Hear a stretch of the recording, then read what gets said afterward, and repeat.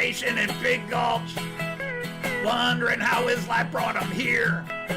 You know they gave him a badge, doubted he'd ever last. He's now the one and only sane person here. Hell, he knows it ain't easy. He knows how hard it can be. The way things are going, he'll probably die in Series 3. Sitting in the filthy glass saloon, the singer there catches his fancy. Her name was McGill, and she called herself Lil, but the stupid crowd kept calling her Nancy. Hell, you know it ain't easy. He knows how hard it can be. The way things are going, he'll probably die in Series 3. First came Bobby's gang for the Mamba, then came the opium peddling Kahat. Train robbing elves, a demon Krampus from hell. Only Matt and friends could follow this plot. Hell, he knows it ain't easy. He knows how hard it can be. The way things are going, he won't survive past season 3. Wondering when he's ever gonna find some rest while trying to keep his sanity. Then Diesel Dan said, "Oh Matt, look ahead. I think we just blew up another loco." Yep. The Four Finger Gang's holding up locos, and Cougar's holding up Nellie's Pass. Yet Steamer's the man who's behind all these plans. If Matt can only prove he's guilty at last, hell, he knows it ain't easy. He knows how hard it can be. The way things are going, he won't survive past season 3. Matt and Lil still love it in Big Gulch, and their family roots here they'll plant. We would drink them a toast and wish them the most, but Smokey has to finish his rant. Hell, he knows it ain't easy. He knows how hard it can be. But you should have all known that Matt would win in Series 3. And with this song over, somebody better pay me. I ain't kidding either. I expect to be paid for this shit. Make me wait all this time when I could have been doing more. Hell.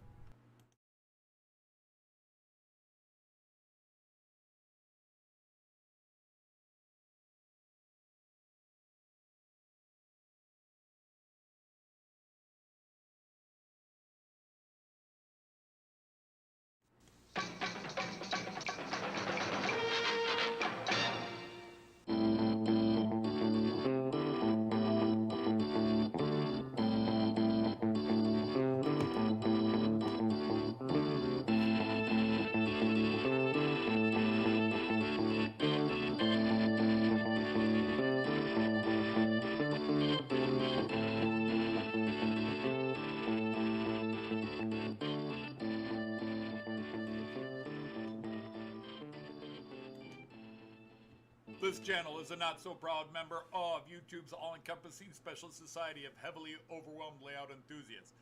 Check any railway show, check any railway club, check any layout, check your own house. You'll find one of us somewhere. Warning, the content of this stream is not suitable for children under the age of 16.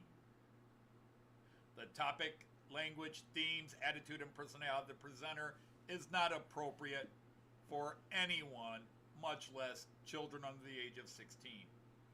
Topics discussed will not center on trains and will focus on anything except politics. It just happens trains are running. Any similarity between characters, situations, trains, and intelligent thoughts is strictly a coincidence. Any rebroadcast or transmission of the stream without the express written consent of Major League Baseball is strictly prohibited. Viewer discretion is advised. Remember the 3 rules for model train layouts and pretty much anything. It's your layout, do what you want as you want. Do not tell someone else what to do unless they ask you directly what they should do. Do not call out, mock, criticize, or insult another channel on your channel or anyone else's channel. Thank you for your cooperation. And see it, you'll love it, and it's all done in the best possible way. Hey everybody, happy Friday. Friday here again. Welcome to all the Knights of the Rhomboid Table. Hope you're all well.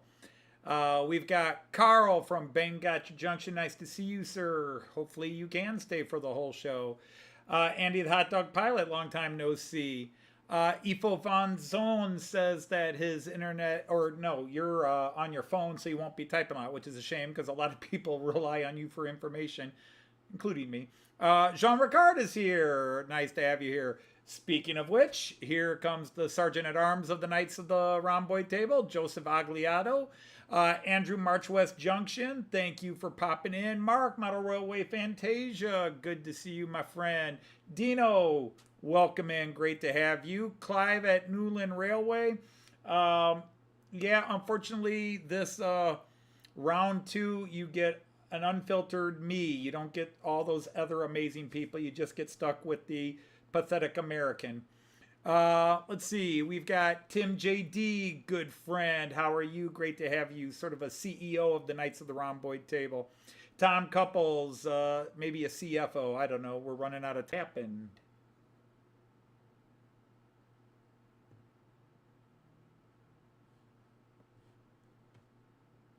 Something happened, but now we're good. My OBS says it disconnected. Okay, wow, that was weird. My OBS acted up for some reason. Anyhow, Kieran is here. George from White Walls, but I wanted to knight Little History, who's got a really cool channel. I just joined very recently. Let me see. Add as moderator. Standard moderator. I now declare you a Knight of the Rhomboid Table. Okay, there you are. Little History. You can post a link to your channel. Eric has just come in. Dwight Curley is here. And I mentioned Kieran. George from White Wall Wheels is here. Nice to have you. My friend Eric. Somebody else just came in. Steve's 00 was here. And then I apparently lost him. But now he's back. Great to have you here, Steve's 00.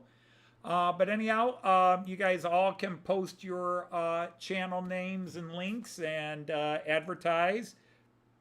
It doesn't have to be train related, comedy or hobby related. Nothing political. We keep politics out of here. Hey, Mark from the Innocent Tales of Piddlefolk. I noticed you put up a new video the other day, and I did not get a chance to watch it yet. I apologize. I even posted a quick bit on YouTube because I can't tell you how many years it's been since I have watched so little YouTube because I am in the middle of a home rebuild project. And I finally had a couple of days yesterday, and I've been trying to catch up on videos, and I'm missing a ton because even though I'm only subscribed to about 400 channels, a lot of people put out content, and I do like to watch every second of every video, and I do like to comment on every video, and it's just, I just kind of gave up and just put out a note saying, guys, and I do this not because I'm arrogant and think people miss me, but I know in some cases I'm the only person that comments on their video. I do know there's a few channels where I'm the only one who ever comments. And I know in a couple of cases they're good friends that if I don't comment, they're like, hey man, where were you? I was like, sorry, I missed it. I'll try to catch up. And so it's just been hectic there. But there are some things I want to do, like my friend Steve Childers, and I could link his channel, but I'm being lazy. But Steve Childers, Randall Ellison just came out. Randall, have you gotten a chance to watch the last episode yet? I never saw your answer when I asked you the last night. Let me see if I can find Steve Childers. He is very close to a new plateau, and I was hoping maybe we could help get him over it. I think he's close to 400, or is he close to 300? And of course, I like to help everybody get over anything, whether it's 100, 1,000, what have you. But anyhow, Steve's got a cool channel. He does a Friday live stream. And it would be cool if we could get him over. I'm giving him a little shout out. He sometimes comes in, sometimes can't. But I would like to get him over his latest plateau, which I think is, yeah, he's at 294. I'd like to get him up to 300. This guy should have 5, 6, 1,000, 2,000 subs, like all of you should. Every time I look at how many subs I have, I'm embarrassed because there's a lot of you who do a lot more important and better stuff than I do. And when I have more subs than somebody, I feel guilty. Hey, Andy T, how are you? Yeah, I'm a little, I'm a little all over the place. I actually try to limit myself because I can be overbearing, and I try not to try to take over anybody's live stream. Hey, Joel at YouTube, Joel YT, thank you for that. We don't ask. Yeah, OBS seemed to have a hiccup. I don't know why. Everything said it was smooth, no dropped rates. My CPU is running at 6%. Even with all the cameras going, my CPU is at 6%. But anyhow, so let's talk about the things at hand. Hopefully I didn't... Oh, you still haven't said... Oh, see, I want to talk about it. But I hate to give spoilers.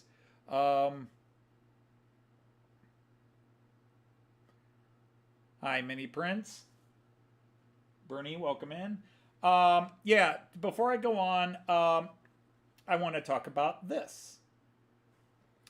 And this was has a very interesting story. And its story is only getting more aggravating the more I think about it. This is a Roco class 218. I have wanted a red, officially in German called Verkehrsrot, traffic or transport red. I have wanted a red 218 for a long time. And Roco last year announced they were releasing one. It was supposed to be like a late summer, early fall release. And then they delayed it till October and then November. And then, oh, it'll be out by Christmas. And they wound up, officially, I didn't know it, they canceled it. And I only found this out about 3 weeks ago from Roco's Facebook page when they were announcing new releases. And I said, hey, when is the 78768, that's the model number for this, when's it going to be released? And they said, oh, we canceled it. I said, oh, great. Well, fast forward to last week, so 2 weeks later, I get a note, and so I went and bought this guy. I said, well, I'm not going to get that 218, but Roco released this 218, and I do want another 218, and this is kind of a cool livery. Some of you saw this last week or so, a couple of weeks ago and saw the video where I released it. And so I got an email from my model shop that, hey, your reservation for your 218 is in. And I'm like, they canceled it. They said, well, they canceled the 78768. This is the 768, I'm sorry, yeah, the 78768.1. Because there were a couple of parts that were problematic, and so they shipped a whole lot back and had those parts replaced and shipped them back out. But technically the 78768 was replaced by the 78768.1. Now, why the guy on Roco Facebook did not say, well, we canceled the 78768, but we're releasing, but whatever, because I wouldn't have bought this one. However, yesterday I got this in the mail, and after my grandson left, I brought it downstairs, and I started to film my video. You guys that really know this channel know I film a unboxing, and I just put this through the basic paces. You know, I show it off, some of its basic functions. Well, it ran in smoothly, but it kept feeling like it was not running to scale speed. It seemed to be slow and sluggish. And then I did the up the ramp test. If you're new to the channel, I've got a 22-foot long run behind this computer screen and camera I'm on. And so it's behind here where you can't see right now. I've got a 22-foot long and half of it's a ramp, about a 2.5% incline. Hey, Leslie, how are you? Kyle, nice to have you here. And so, anyhow, it handled the ramp. It was going slow, but it handled it. No slowdown, no issues. So I thought, well, maybe I'll just crank the speed up and readjust the settings, because these things can be used in some high-speed traffic. And like they had it set to 120 kilometers an hour, and I think EFO would agree. I think they have a higher top speed than that. And so I was adjusting the settings. But anyhow, when I went to, okay, I'm going to set up my live stream and I'm going to show off the new train. I filmed a video and was going to release it today. Well, when I put a rake of cars behind this, it wouldn't move. It would not move. It was running, but it was lumbering. And then when it finally got that rake of cars moving, now this is a 218, this is a workhorse. It should be able to pull a massive rake of freight or passengers, although I tend to see it used for passenger service more than freight, but I think it does both duties. But anyhow, then when it tried, it could not pull cars up. So I started taking passenger coaches off. I started with an 8-car rake of the IC, and then I cut it down to 6, then I cut it down to 5, and it could not pull these up. So unfortunately, I will not get to show this guy off, and it's the first time I bought a Roco where I'm disappointed. But the model has had a history of problems. Like I said, they recalled it and had to replace parts on it. Now, I've seen 3 German channels. One said, I got it, review to come later. One ran it and said, oh, it's running great. And the other guy, same problems I'm having. Now, of course, I just saw Graham from Lakeside Junction and wondering, does this have the back EMF setting messed up on it as well? Even though it's a totally different situation. But this had no power and it had no ability to pull cars. And so I'm going to Germany in a couple of weeks, and this guy's coming with me. I'm just going to mail it from Germany. It cost me $80 to mail it from the United States to send it back to my model shop. I'm going to just take it with me to Germany and mail it back there. It'll cost me $7. But I'm going to return this because the motor is making a bit of a whining sound, and I've done what I think I can do, but I don't want to void a warranty either. So I'm very leery, but I'm just going to take it back with me to Germany and see what I can do. Either get it repaired, because I'll be a week in Freiburg, and I'll be 5-6 days in Salzburg and in Bamberg. So I'll find a couple of model shops and see if somebody can take a look and see what's wrong with it. Maybe they can adjust something. But yeah, major disappointment with that. Major disappointment. All right, there, I'm done with that. I'm not going to rant. I'm not going to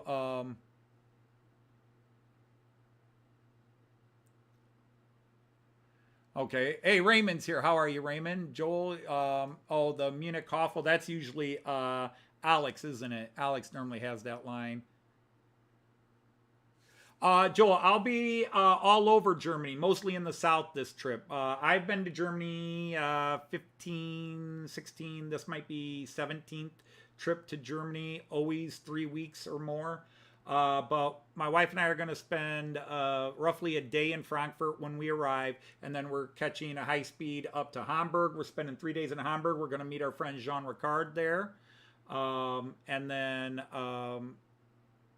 we're going to go to Miniature Wonderland. That'll be my 6th visit to Miniature Wonderland.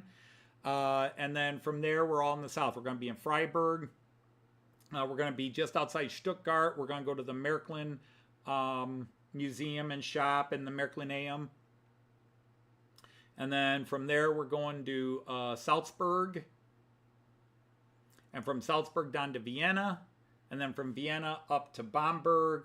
and for 5 days. We'll be in Vienna for 3 days, Salzburg for 5, Bamberg for 5, and then back to Frankfurt to come home. We are spending the entire month of June in Germany.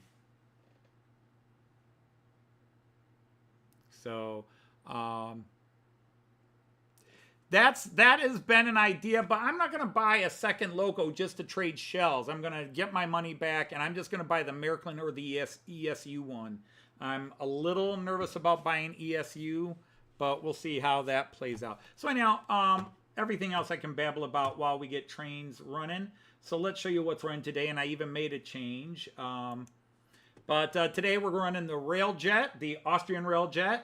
I'm keeping the ICE 3 on. It's the only train that ran last week that's running today because I'm so glad to have my ICE 3 back and running smooth and healthy again.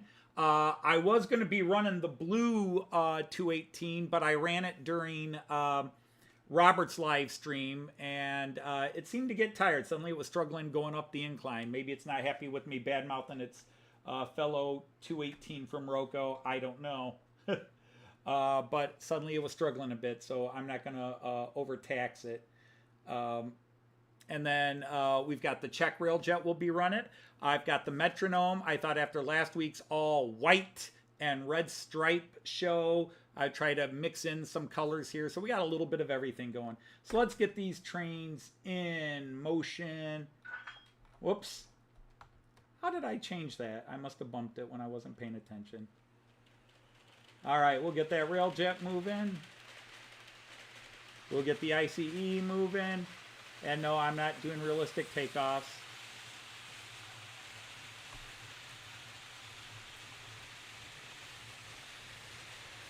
Let's get this guy going. He's got that realistic takeoff preset, so it'll take him a couple of seconds. And we'll get the Railjet going. Hopefully not too fast. And then let's get the last two guys going. Where is it? Where is it? There we go.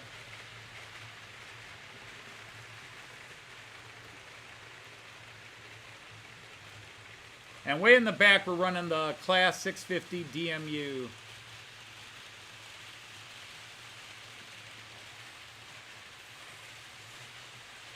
Okay, I think that's everybody right now. Okay. I already checked the turnouts. I was doing that during Robert's show. Hey, Raymond Anthony. Nice to have you here. Hey, Rabel Bell, how are you?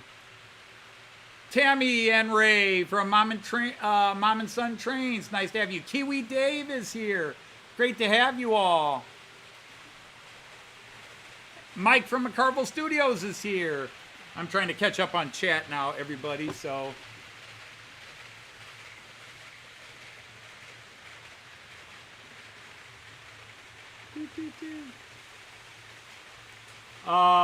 You know, for a couple of weeks, I've been trying to get a certain camera going, and I finally moved some things around and plugged things in different places. So now we do have this camera. So kind of a new view. I hope you guys like this new view. Well, since I get a lot of UK guys, oh, now it's going to act up. It was doing fine, and now we're getting the blinking. Go figure. But still, a new view. For those of you that are new to the channel,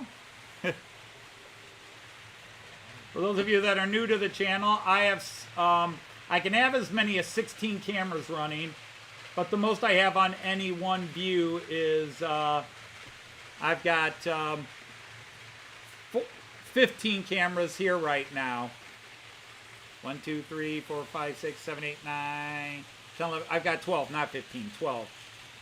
And I've got 3 others that are not on here.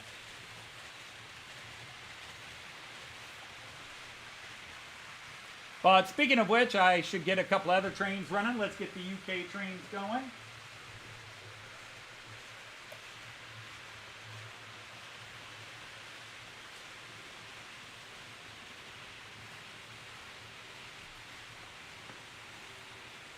I'm running the same 2 UK trains, 00 trains that I was running last week. So let me get down to the floor cam real quick. And there you can see that Class 173 Beatles singles train. And then the Azuma, because it's an Azuma. And I will run that thing to death. I love that Azuma. I don't think it's... I think for the same price, I would have gotten a lot more with a German train. But it's still a beautiful train, and my wife bought it for me out of the blue after telling me all the time we were in the UK, I don't need an Azuma, I don't need an Azuma. She turned around and bought it for me for Christmas, and with the help of Andy and Alan Wiles from Dragon Junction, she got information, and I think somebody else was involved in that evil plot to give me a heart attack on Christmas. I'll tell you, I have never laughed so hard in my life when I opened that box. And I should have known something up was Joyce was like, okay, she hands me a little box. She says, don't open that box yet. You got to open this bigger one. And when I opened that up and saw it was the Azuma, my jaw just hit the floor and then the rest of my body followed. It was hysterical. I'm just looking at her. You've been saying all this time I can't have an Azuma, and now you buy it. And she's like, it made the perfect gift. I surprised you and got you something you wanted at the same time. So yes, it was very cool. I was flabbergasted to say the least. So we got all kinds of angles. If you're new, because we do have a couple of people here, let me give you a quick tour of the layout. All right, here is the layout. If you're sitting where I'm sitting, you're actually looking that way. And, oh, and Robert's here. Hi, Robert. It was fun broadcasting with you. 140 or 160 in high gear. Okay. Yeah, I preset it to 150. I added 150 on it. Of course, to take it back, I'm going to have to reset it because I changed the address and everything to get it worked. But be that as it may. So what I have here is to my left, although on this camera it's to my right. But as I'm looking up here, so that way is a 8 by 12.5 foot table. 8 by 12.5 foot. And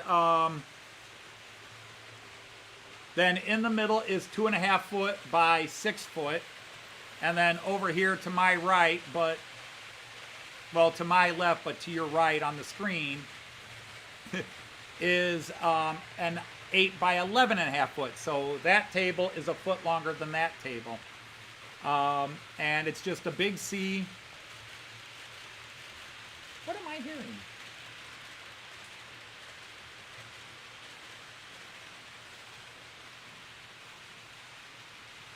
But anyhow, so that's it. And then I don't really have a lot of scenery up. Let's go through some of the cameras here. We'll just follow somebody along. If I can get there quick, up the ramp. All right, we'll follow the Railjet around, although he's too fast sometimes to follow around. But we have, this is called the up the ramp cam. And he's now going into Delmenhorst Station, which is an actual station in the city of Delmenhorst, Germany. And it's 100% scratch built. And then this is the village view.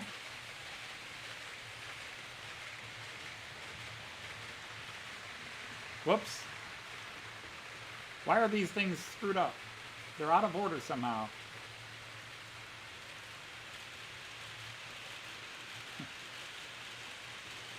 And then this is called the Joyce view because this is the camera that when my wife comes in, she turns around for her. This is the bridge view. I really got to work these things out. So now I bounced you around and confused you all. But following the Railjet's not the best idea. It's so fast. Even when I slow it down so it's not quite as crazy scale.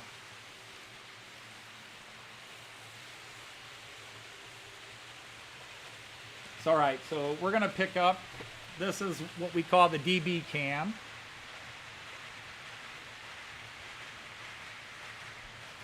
And then we go to the bridge view. The Joyce view, You'll see that freighter coming around. The 11-lane view. The workstation view, which looks back the other way. The Bremen corner view.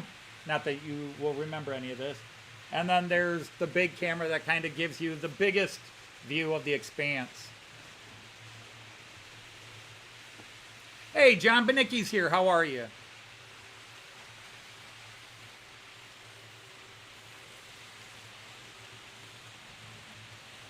Phantasmagorical.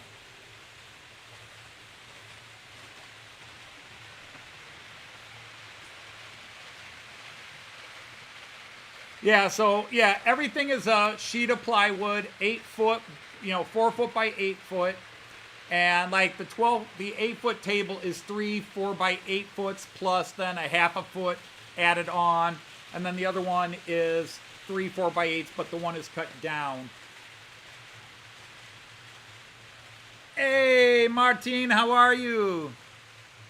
Do I have a backbone locomotive? Well, not that I know by that name, Raymond.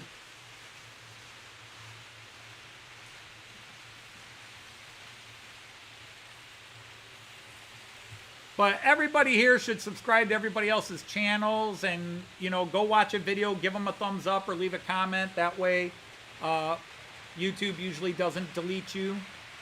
Funny thing is, I watch channels where guys says, I've been deleted from 30 channels. And I've never been deleted from a channel. I've got people that haven't posted a video in 5 years, and I'm still subscribed to them, and I haven't watched or commented on a video in 5 years because they haven't posted one in 5 years, and YouTube has never cut me off from them. Not to mention a couple of my deceased friends have their channels still up, and nobody's touched them. Eric, I'm sorry to hear that.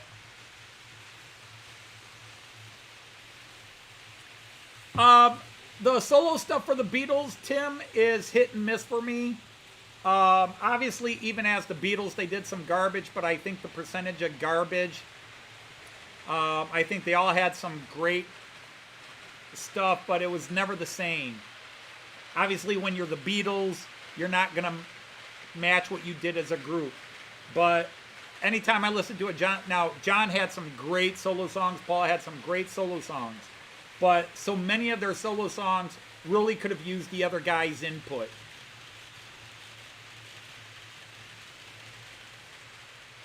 Yes, Robert, I have worked out how many feet of track I have, but so I would divide it by 3.3 to make meters. But let's see, the widest lane is 72 feet. The next lane is 60. Does it go down by 5s? Like it's 72, 67. 62. So the 3 big loops. So yeah, it's like 72, 67, 62, or it's 72, 68, 64. Maybe it goes down by 4.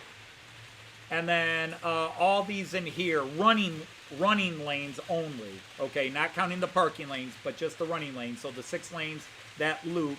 I think we came up, it's like 300 and some feet. So let's say 100 to 110 meters, somewhere in there. 100 to 110 meters.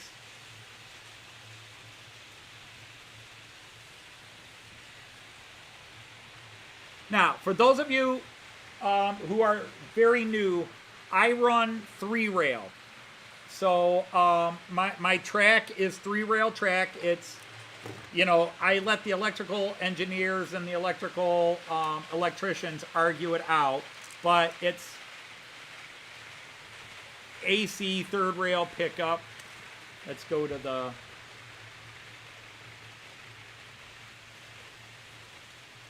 pardon for the close-up here, but here's a turnout.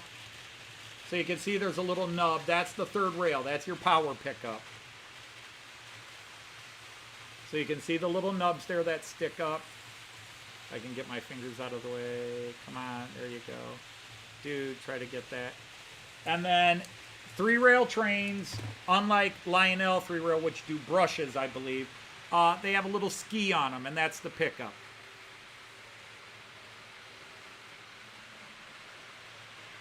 But so here's 2 Rocos, which are made. I do a company called Märklin. The type of track I have is called 3-rail. It's called 3-rail track. And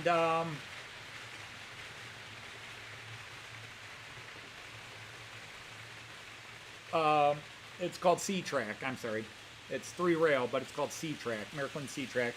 And what I like about C-track, even though it's pre-bedded, so I mean that is ballast. Some guys will paint it, but a lot of Märklin enthusiasts swear by it. And a lot of people don't know this, but Märklin and its related companies are the largest model train producer in the world. You know, bigger than Hornby, bigger than American companies. They are the big cheese in the model train world. They're just, in America, they're obscure because it's European trains and their track system. But the nice thing about their track system is you don't have to run drop wires. You don't have to run bus wires. What few wires you have to run. For example, this big layout is run. Let's go to multi-view so you can see all the trains in action.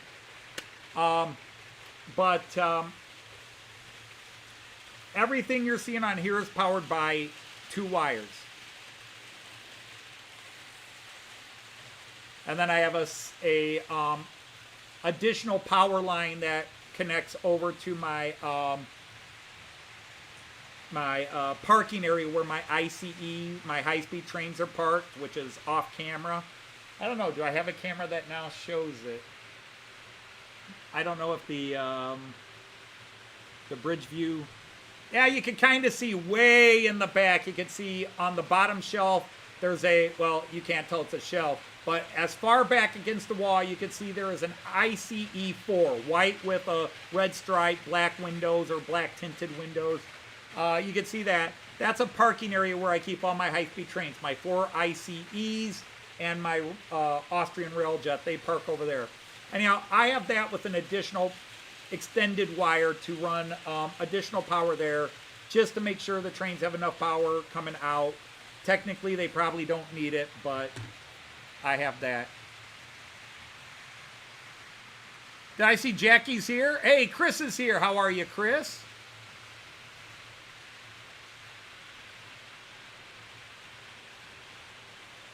Yeah, they do. They make train kits. And of course, if you like a train by Märklin, which is an AC, you'll usually find it in Trix, which is 2-rail, DC/DCC. I know they do make analog DC stuff, but almost everything that Märklin makes for 2-rail will be digital. I don't know, I would say 85-90% at least of Trix releases. Now, Trix I know has an analog. I forget if they've given a name to that, to their analog brand or not. I know they do release analog, basic DC, but almost everything Märklin releases pretty much has digital decoders built in, and Trix is very, very, very similar. I know I've seen a couple that every now and then Märklin will release a train in analog, but in my opinion, it's very, very rare.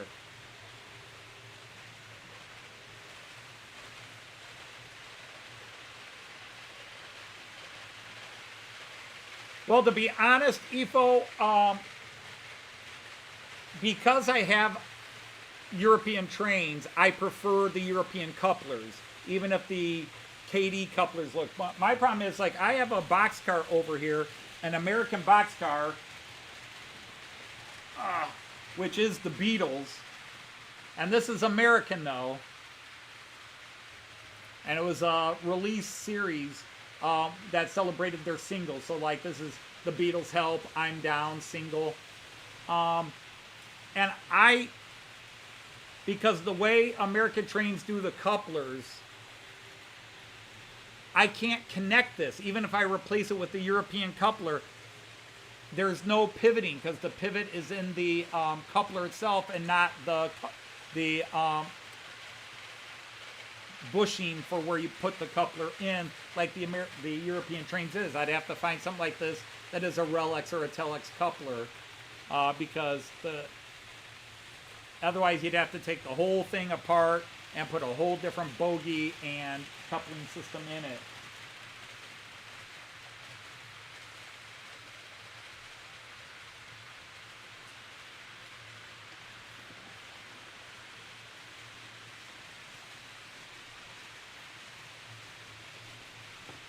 What is the advantage of the Central Station 3 over the mobile station? It's easier to change trains. It's easier to run controls on multiple trains. When you have a mobile station, you basically have, let's go to the floor for a bit. But let's show this one real quick. We'll go to solo. You know, on this one, you have one train on screen. Okay, you have one train, and you have to dial through. You know, you hold shift, you hold the shift button, and you dial through all your trains. I still find this easier than the NCE throttles and all the Digitrack and everybody, the American UK Gauge Master UK throttles I see people use. I still find this or the Z21 much easier to dial through trains than what I see. But in the Central Station, you've got two full trains that you can direct control, but you can pop up any of these and immediately control them. Plus, this has a much greater database for storage, I should say, not database, but it has a lot more storage. For example, if I hold my, whoops, don't screw it up. If you look, each of those lines means a train is set. My mobile stations are now full. My mobile stations are now full. I cannot add a new train onto my mobile station without deleting another train. They're now full. Whereas my Central Station, I can just keep adding and adding and adding. And it's just, and you could do certain programming on the Central Station you can't do, but this is all you need until you start getting like 7, 8, 9, 10 trains. Because the Central Station 3 is expensive. There's no other way to put it. It is expensive. For that matter, you could find a used Central Station 2 or even Central Station 1 for cheaper and still do most of what I can do with my Central Station 3. That's all right, Robert. Yeah, Raymond, you can. You can get that. But the problem is the way this one's designed. The pivot is in the actual coupler and not the socket. You know, on the European trains, the socket is the part that, at least the new ones. So if I could find one that actually would work on this and then still have this pivot. There's a little spring. I don't know how well you can see that.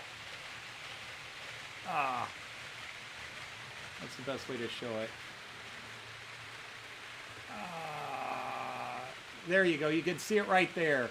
There's a little spring that's on the point that couples itself, that pivots, as opposed to the socket, which pivots on.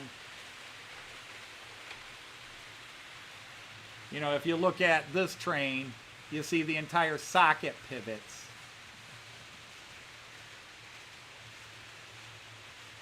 So if I could find something like that for this, it would be great. So if you know, give me the info. Yeah, it is an Athearn car, right.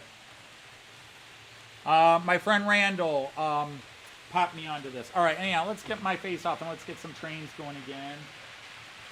I'm running some high-speed trains, so nobody's on the ramp here.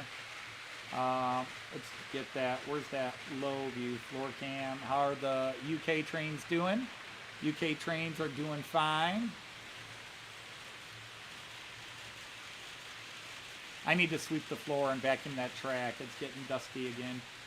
I do it once a week, but oh, the dust down here with the heat and air conditioning units in here.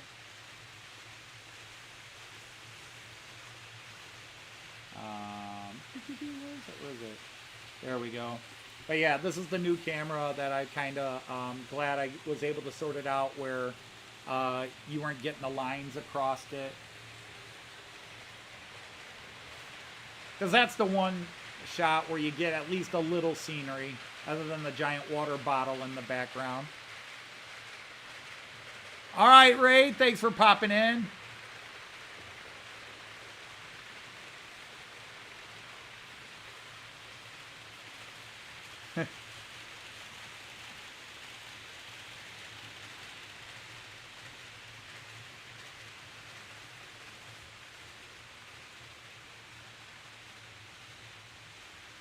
Yeah, the only problem with that is, yeah, if I could replace that, but the whole point is I want to run these Beatle cars because there are more of these, and I would love to get a Beatles train of these box cars on my main layout as just as some fun. So if somebody could tell me the right KD coupler that I would buy to connect this to my European trains, that would be great. And then I would buy them and buy a couple of more of those box cars.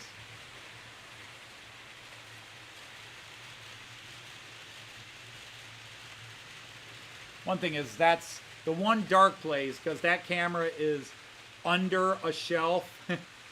So it needs better lighting. But there's nothing to see in this angle anyhow. Although a couple of people said they like this angle. So how are you doing, Jackie, my love?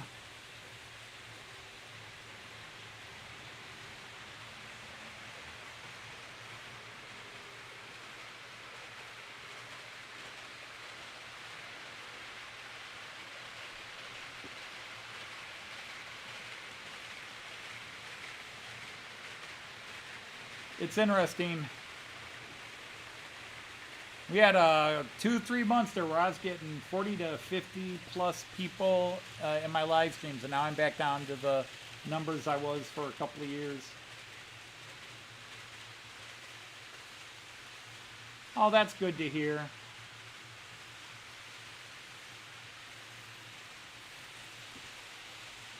And this is my weakest camera. This is one that sooner or later I'll buy a replacement for. Want to get a better camera.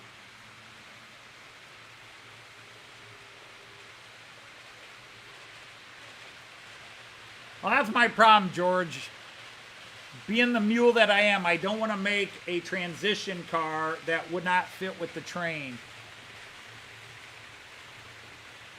It'd just be nice if everybody went to a standard form of socket and coupling, NEM, and that way you could put American freight on German trains and German freight on American trains and run whatever you wanted to run instead of everybody being proprietary. Yeah, it does, Raymond Anthony. It does. But it does, and you get, it's one of those where you get some close views of trains when they come by. But that's one of the weird things. Even when you're running 6 trains, you can have times where they're all somewhere else.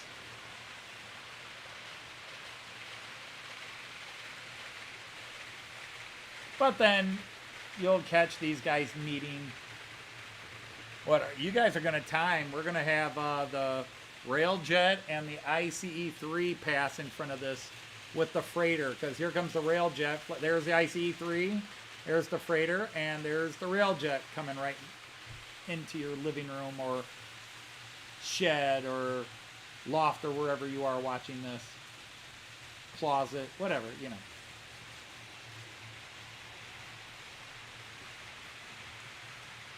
That's a nice view. I should move that camera over to where the other one is. I need to move this camera to where the one I just was on.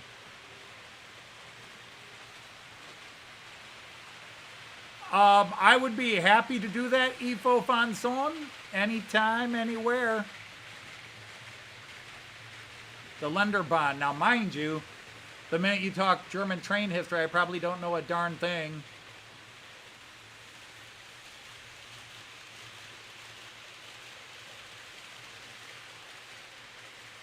Yeah, they are, Ifo. They are, and I see that on channels where, and even if not, they do follow NMRA standards for height and so forth, and they're often interchangeable. But I watch a ton of American channels where the guys are, well, I got to take these KD 158s and put in KD 160s so it links with this train, and I'm like, dang.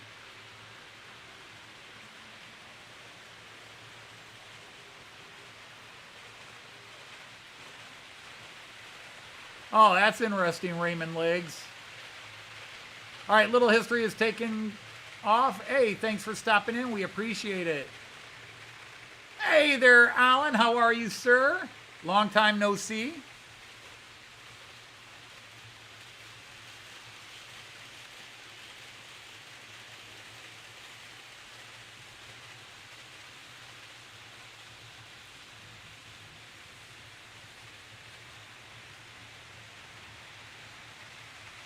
That was the funny thing, Alan. You and Robert were talking about Charlie Bishop and having Charlie Bishop show up to our live stream we did a couple hours ago. And I'm like, you know, you could take yours, Robert's, my, and Andy's subscriptions, add them together, and multiply them by 5 or 6, and we still would not multiply that number by 5 or 6, and we still would not be at Charlie Bishop's subscription number. That's when you realize how small you really are.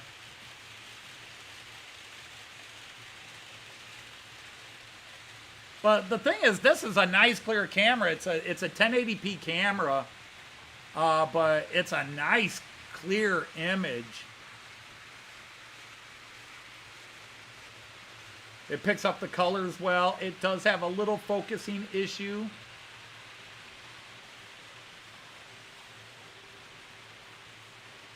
Especially when it's trying to focus on the background. Now, again, I could just turn off the autofocus.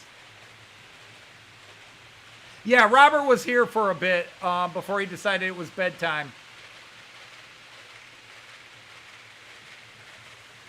But that was fun.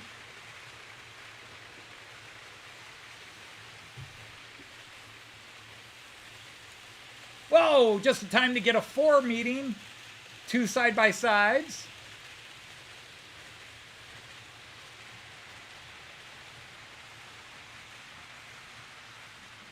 That little 650 going slow. You were a little faster, dude. We could have had a little more.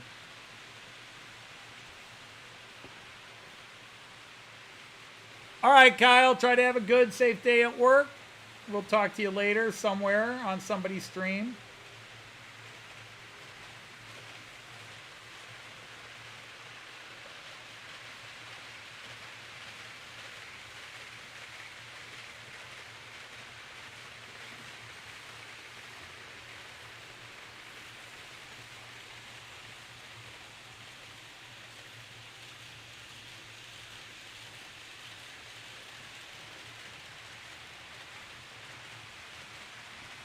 Yeah, it's funny you should mention that, Raymond and EFO.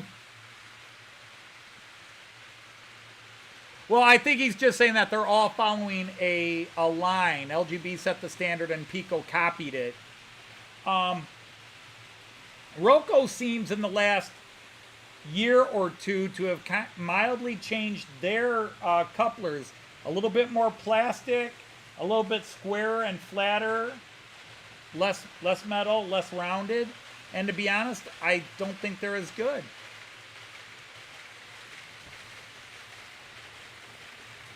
That's a nice catch of the ICE3.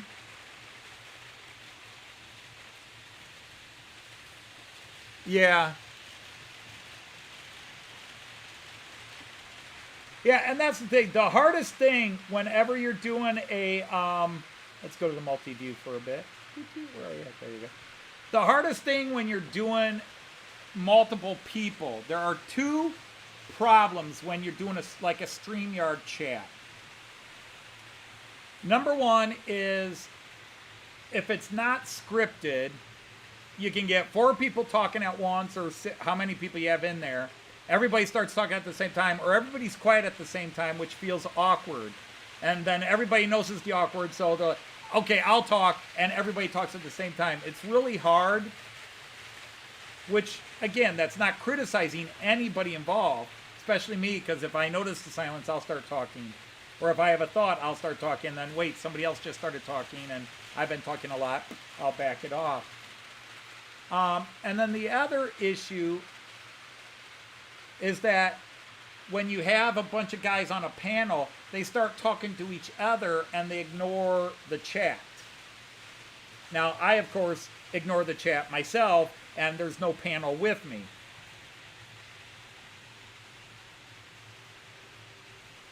All right, good night, Mark. Thank you for coming and hanging with us for a little bit. Really appreciate it.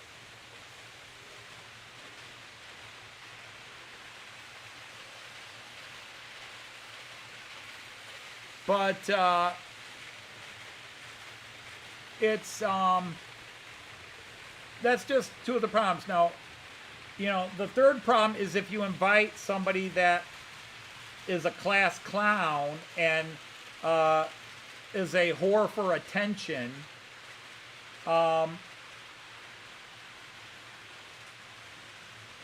then,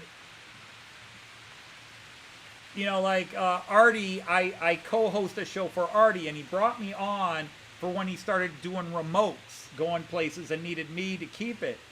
But I bring my insane humor, at least I consider it humor, and it can be overbearing to somebody. That's why I try not to go on too many live streams where I'm on a panel, because I'm worried I'll get carried away with my humor, and maybe with Artie's stream, he's told me, don't worry about it. Do your humor. That's why I asked you, of all people, to co-host with me. But other people, like with Robert, you know, if people laugh and give me the sort of emotional green light to keep going, I'll turn it into one of my comedy acts, and then maybe I'm going to put off people who came to see Robert or Alan, and who's this loudmouth American that won't shut up.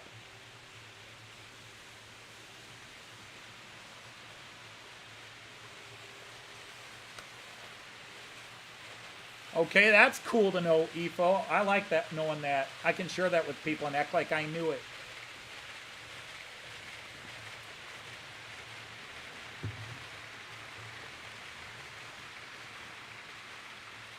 Because people have asked me, OBS, what the hell?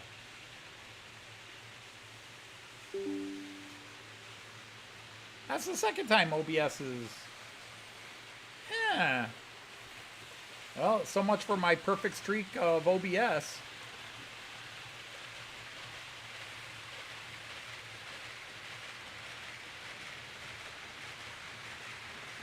I was going to do my GoPro, but it's changed its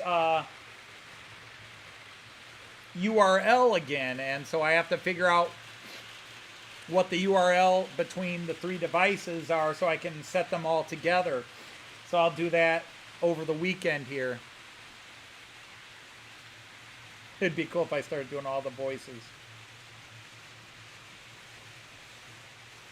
Well, if Joyce were here, and by the way, Joyce will not be here tonight. If you've tuned in because you like to see the pretty side, if you like to see the 38s, those have been holstered tonight. Joyce won't be here. She has a work program, and it's going to run late. She won't. She's not going to get home till like 8 o'clock. So Joyce will not be joining the live stream today.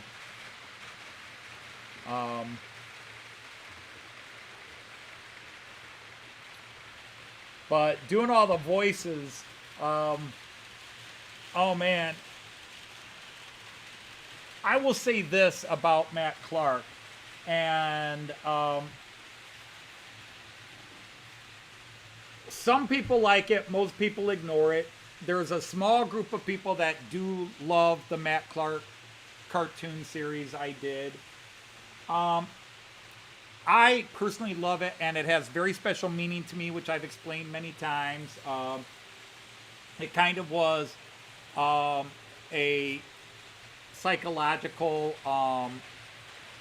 cure for a couple of different aspects of my creative sides, to finally just allow my creative writing side and the writer plotting stuff, the serious writer, and the stand-up comedian side, and meld them together into one long cohesive 3 seasons, 2 Christmas specials, 4 commercials.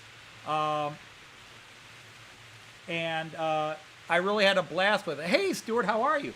Hey, Choberton Station, or Shoberton, I sadly do not know how that CH would be pronounced, whether it has a bit of a French to it, even though it's English. But welcome in. I'm honored to have you here today. Thank you for stopping by. Let's knight you.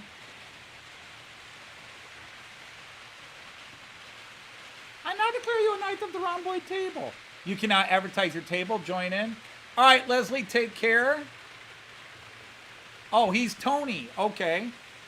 Well, I'm Anthony, although my siblings and my parents called me Tony, but very early in life I decided I preferred Anthony over Tony, probably because my family called me Tony, and I wanted to get away from that.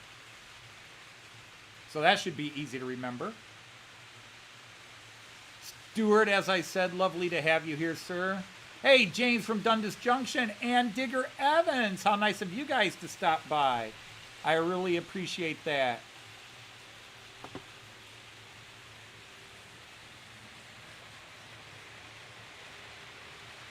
But anyhow, with Matt Clarke, I've enjoyed it. And the thing is, in my creative writing classes when I was at the university, for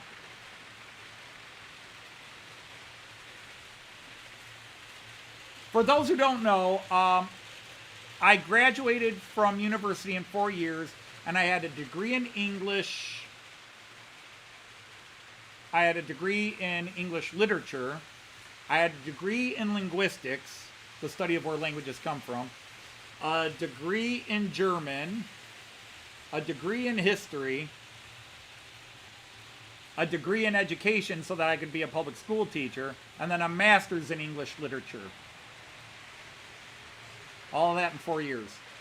I didn't sleep. But anyhow,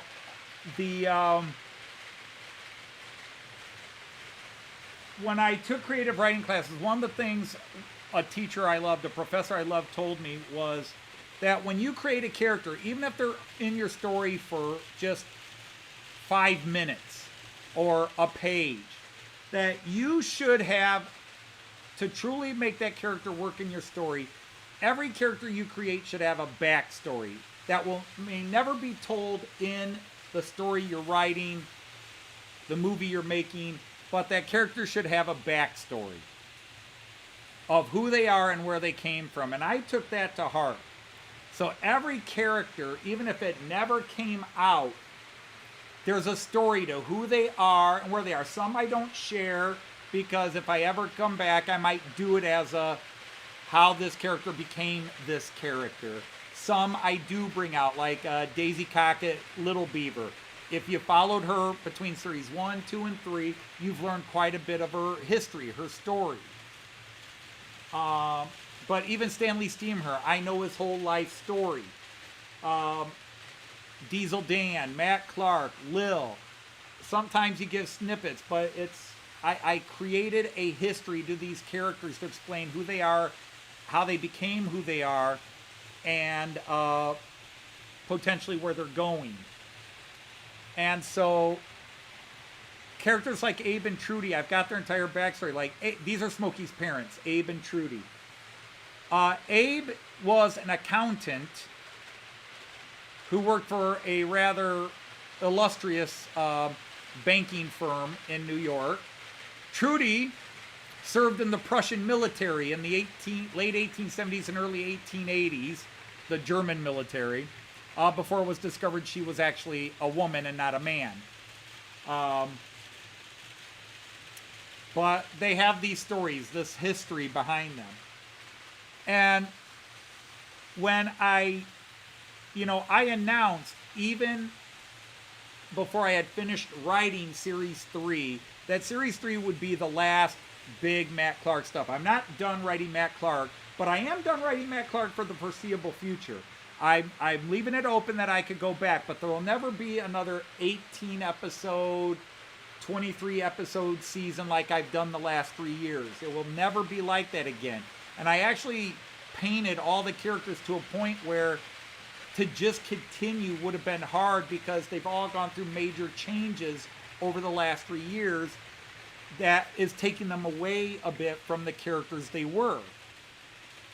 So when I finished writing Matt Clarke, and there's a lot I could talk about that, but just suffice it to say, when I finished making, which I did twice, but when I finished making what became the last episode, episode 19 that I premiered on Wednesday, when I did episode 19 and I finished it, clicked on my my burning program, my Nero video, and said, okay, I'm done. Credits have been added. Everything's done. Burn it. Turn it into a movie file. There was some emotion there. And then the emotions really hit when I uploaded it onto YouTube, and the brain's like, this is the last time I'm doing something like this. And then when the premiere ended, then it all hit, because it's like, it's never going to be like this again. I had feelings I didn't have when season 1 ended or season 2 ended. But it was, I was saying goodbye to some characters. Like, I don't know if I'll ever see you again. I hope to, but it will never be like this again. So for me personally, even if nobody else here cares about the Matt Clarke stuff, it was very emotional for me to say this is the last episode of the last series of the last season of the series. That it might be a one-off. There might be like a 3-episode, 4-episode storyline here. Some might be pre-season 1. Some might be things in between season 2 and season 3. But there'll never be another. It was a lot of work, and I can't pressure myself to try to write another 15, 18 episode series.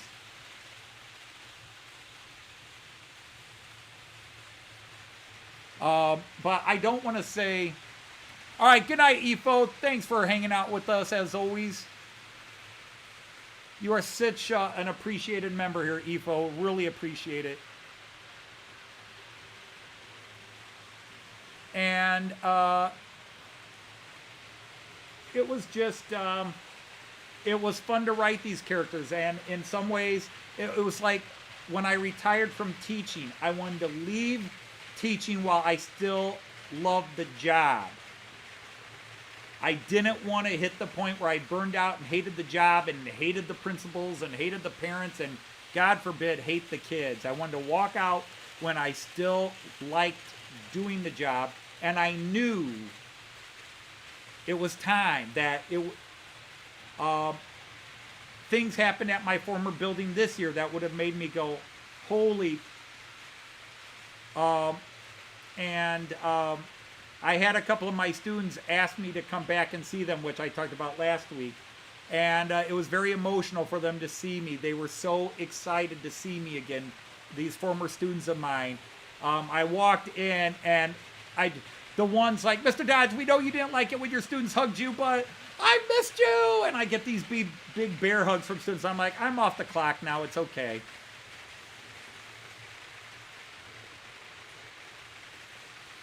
Yeah, and that's always going to be a great joke, and that's what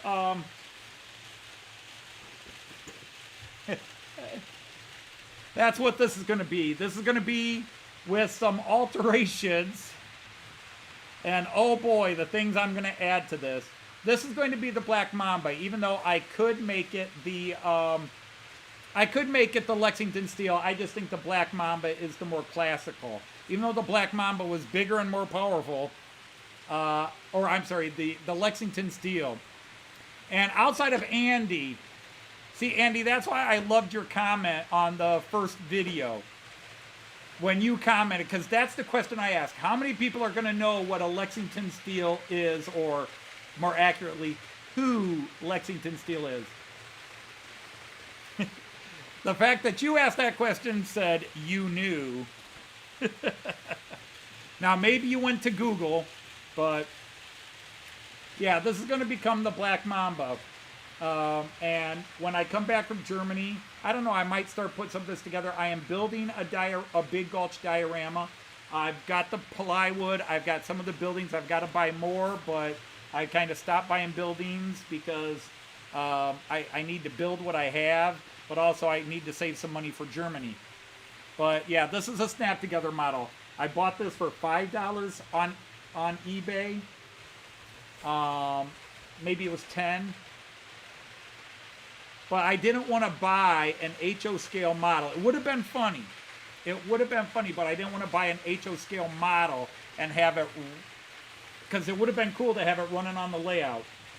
But to spend because I'd have to buy a Union Pacific big boy, because that's what the Black Mamba was based on.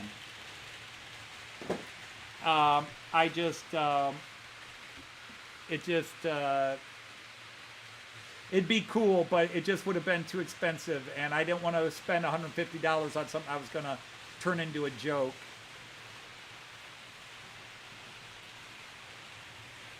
Oh, that's cool to hear, Digger. I know it's taught in the schools, and I know they brought it back. My daughter is learning. She hasn't come in yet. When she comes in, ask her. I forget which Celtic she's learning. Is she learning Welsh? Is she learning the Welsh Celt? Or, I forget which one she's learning.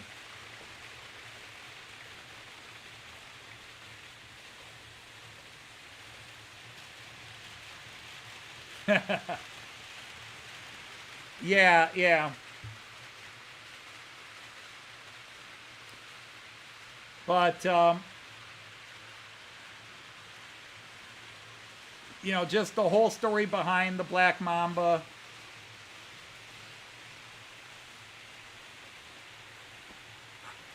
Whoops. Why am I spinning there?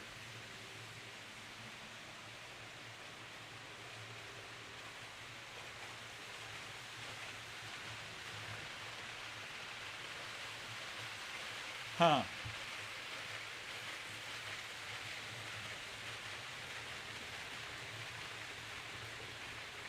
That was weird. I was spinning on my YouTube studio.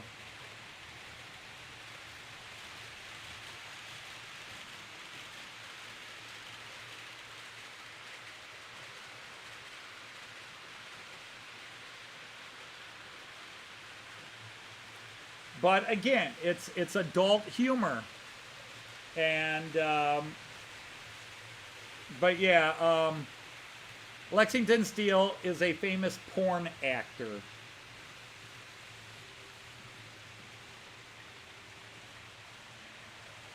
See, the funny thing is, in Series 1, people were asking about the Black Mamba, and they're like, is that a Kobe Bryant reference? And so like, maybe, but no. Black Mamba, and most people, I could get away with it in Series 1, because Black Mamba is a large black snake. Okay, big long train, large black snake, I get it. But Black Mamba is also slang for a particular women's pleasure device, as well as slang for any dark-skinned person, person of African descent, penis. There, I said it. So that was all the jokes. The Black Mamba up Nellie's Pass. But again, if you laugh at that joke, it's not my fault. And if... hello, CNEI John. Welcome in.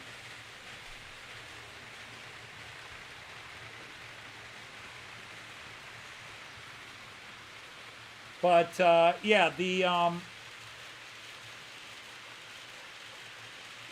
but I tried to, with Matt Clarke, I tried to appeal to all kinds of humor. I tried very hard to, there's a lot of cerebral humor. There's a lot of very, very obscure references to, all kinds of cultural references, history references, puns.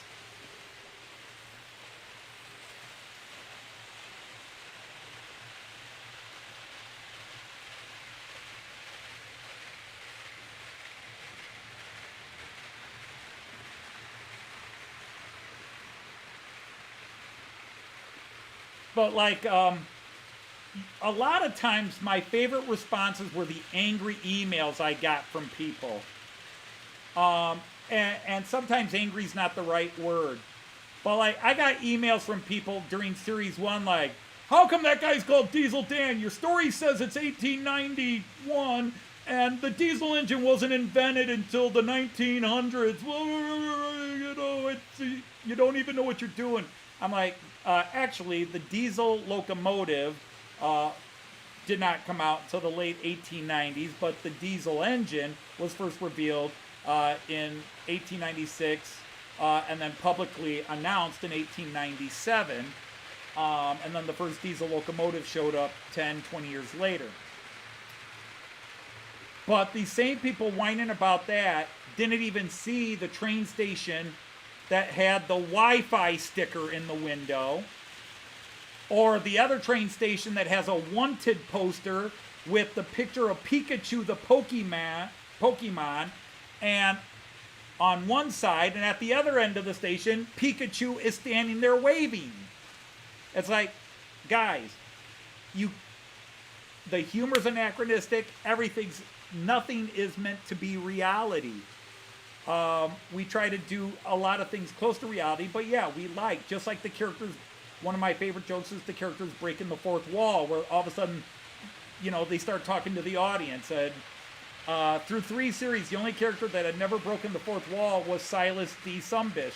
So in scene 18, I think it was, I finally had him just go, well, if everybody else is going to break the fourth wall, I'm going to go ahead and do it too. Ladies and gentlemen, this series is coming to an end and I will currently be without a job. If anybody out there would be willing to use me in any kind of a series, manga, comic book, graphic novel, anything out there, I'd be happy to apply for a job, and use my talents.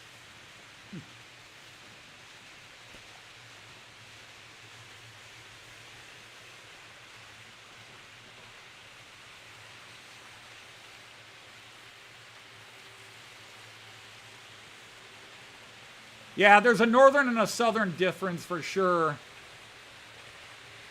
But that's the thing, is the people find the one thing like, wait, that's not right. It's like, you missed all these other things that aren't right either. I mean, we have a talking horse. That's not right either. And Goliath is, there's a few people that have told me Goliath is their favorite character, which I think says something about those people. I had a lot of fun writing Goliath. Joyce likes Goliath, but not for all the kinky jokes, although she likes the kinky jokes. She just likes Goliath's sense of humor and his laugh. If I want to make Joyce laugh right now, all I got to do is go into the Goliath voice and then start doing Goliath's laugh. Like, gee, Joyce, that was funny. And she will just start cracking up. I can make her smile anytime. She can be in a pisser of a mood, but if I do Goliath's voice and do the she just starts laughing. But the funny thing is, all the people who obviously and understandably assume Goliath is based in Mr. Ed, isn't he? And it's like, no, actually, because he's a talking horse, we're going to think Mr. Ed, but he's actually based on a dog whose name was Goliath, hence his name, from an old religious cartoon show in the United States back in the 60s and 70s that I watched as a kid, not realizing it was religious. All right, well, thank you very much, Tony. I really appreciate it coming by. Märklin im Lofton Tre Eddie Ganslow. It's been a long time since I learned how to read Welsh. The funny thing is, Tim, at parties, I usually go sit in a corner and am quiet. I know, hard to believe.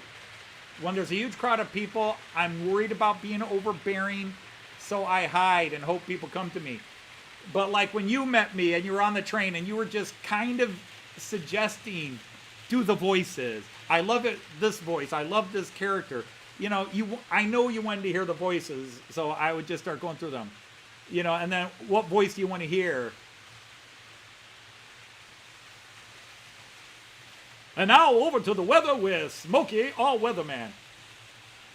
The weather today is gonna suck.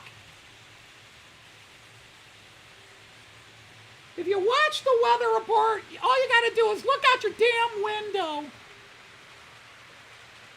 You wanna know what the weather is? It's cold. It's January. It's gotta be freaking cold.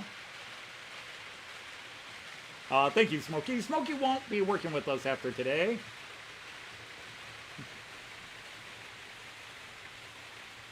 It's all a bunch of horse poop.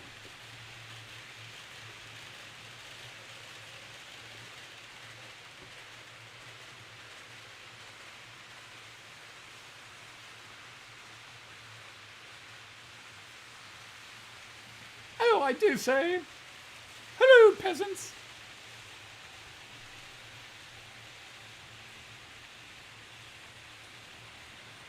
See, Joyce hates the Smokey voice because Smokey is actually my nagging wife voice. Like, even when I tell my students, like, you know, Joyce actually doesn't nag me. She doesn't nag. She does nag our kids sometimes. And every now and then, she's getting worse about it in her old age. She's starting to nag me about stuff like, you know, the weather's, it's going to get colder. You might want to mow the lawn. You know, and then 2 hours later, honey, I don't know if I told you, but, you know, it's going to rain later today and for the next 3 days. You might want to mow the lawn.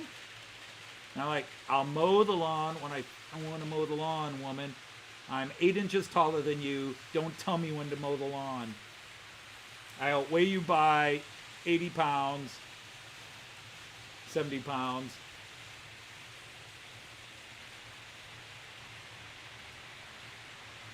And, but Smokey was, I would do that even with my students, like, yeah, Mrs. Dodge was upset. Was Mrs. Dodge mad at you when you did this? And I'd be like, yeah, Mrs. Dodge was like, why did you mow the lawn when you had to mow the lawn? Why did you do this? So Smokey is actually based on a female, mocking female voice I do. And then Donna Lott was my mocking British royalty voice. Hello, peasants, off with your head. And then I have a lot of relatives that are from southern Ohio and Kentucky, especially eastern Kentucky, who all talk like male zumbish. I know a lot of people like that, and they talk like that. And actually, Matt Clarke is based on Elvis.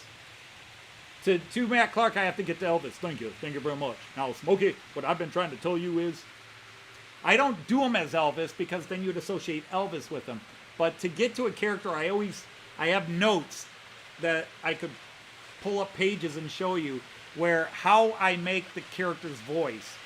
And it's like, you know, I'll write a note that's like, go to Elvis and then move to the back of the throat more. Move up and back in the throat. So I do Elvis. Thank you very much. A hunk of burning love. Thank you very much. And then I just go a little bit further, and then it's Matt Clarke, Railroad Marshal. Now Smokey. And of course, a lot of characters are in the same vein. Like Smokey and Diesel Dan's voice are very close to each other, just mature.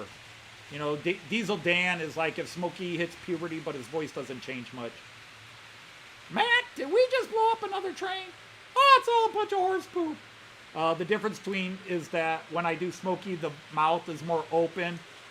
It's all a bunch of horse poop. But Diesel Dan's like, Matt, did we just blow up another train?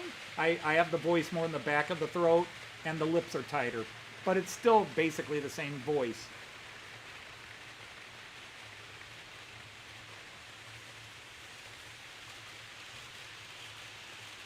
Nah, Joyce is tough, but she'd have to get a baseball bat. Joyce is hardcore. And I just find it's easier not to piss them off and worry about whether they could take you out or not. But, the reason we have stayed together for 36 years of marriage and 40 years together total, like anybody that stayed together that long, is one of two reasons. One, divorce is too expensive, or it's like my parents. My parents stayed married 54 years, and the whole joke in the family was my parents stayed married because they didn't want to divorce and take a chance the other person would be happy, would find somebody else and suddenly become happy. They stayed married just to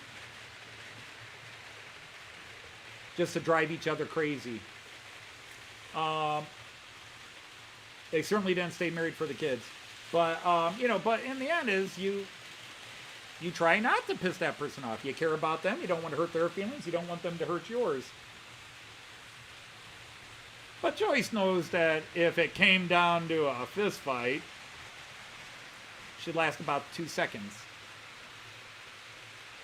Have I tried a Mick Jagger voice? Oh my God, it has been 20 plus years since I tried Mick Jagger. Oh my God. God, how would I get into Mick Jagger? You know, you got to kind of have a little bit of a snoot in your nose, like you just smell bad French cheese. Roll it, you know, I'd have to work on it for a while. I'm not going to do it live. Well, you go, that's not right, that's not right. Right, Keith, we got to get a song recorded, you know.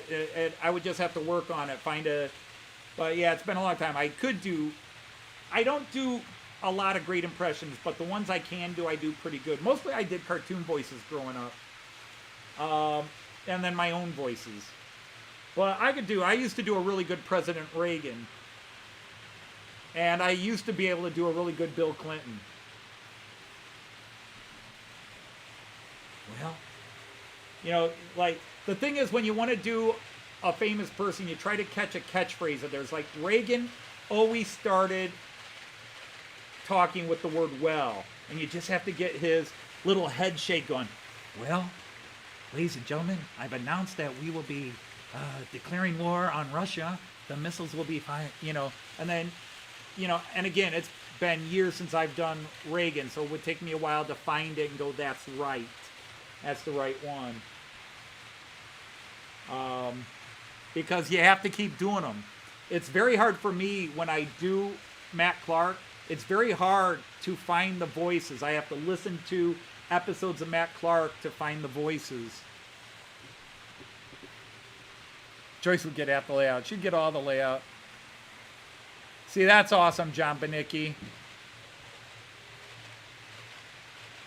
You can do, that's a good one. I can do Charlie Watts in the background and keep quiet, yeah.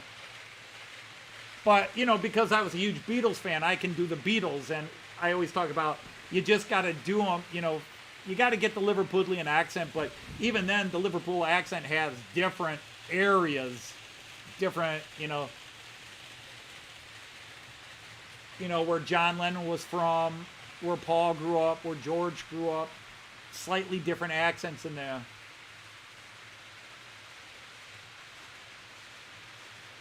Ringo's very deep in the back of the throat. And I always try to get into Ringo by doing, thinking of Ringo's opening bit, which obviously his voice didn't do, the voice actor did, in Yellow Submarine.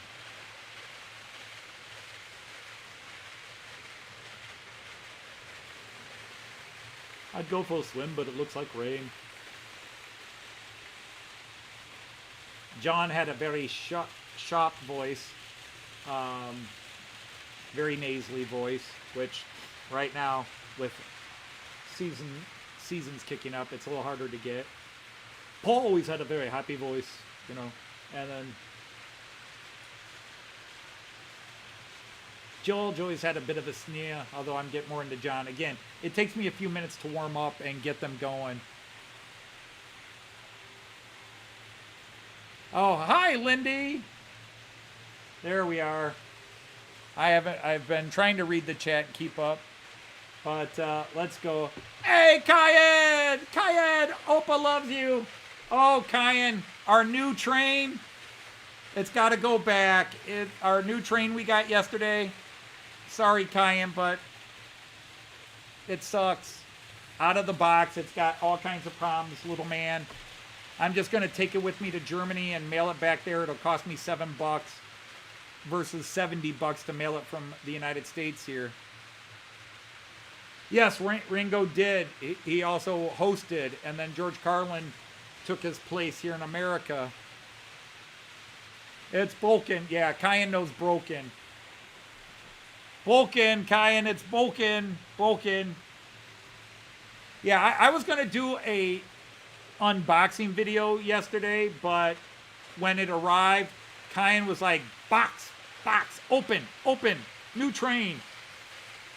And right as I started saying, well, what the heck, I'll do it in the living room with Kyan, just as I'm filming with Kyan, my friend Jean Ricard called. So we're opening it on the phone, talking to Jean Ricard, while Kyan's like, hurry up, open it, Opa! Get this box open, let's see the new trade. And then after Kyan left, I came down here last night and tried to run it in, and problems. Problems. First time I've ever bought a locomotive that I want to send it back right away. There's no hope it's going to get better.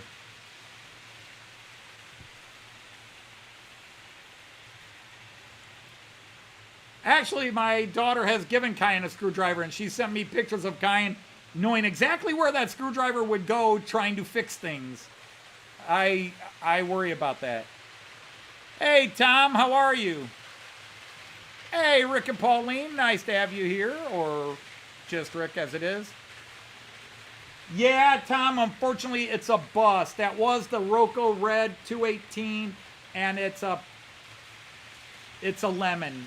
You know, I'm not going to say the series is bad, although I've watched a couple of German channels. One guy seems to like it. The other guy says he's got all kinds of problems with it. I've got all kinds of problems with it that are not fixable on my end. The motor sounds like it's messed up. It runs like it's in shunting mode, like it's in restricted mode. I've checked everything. I've checked the CVs. Everything seems to be right.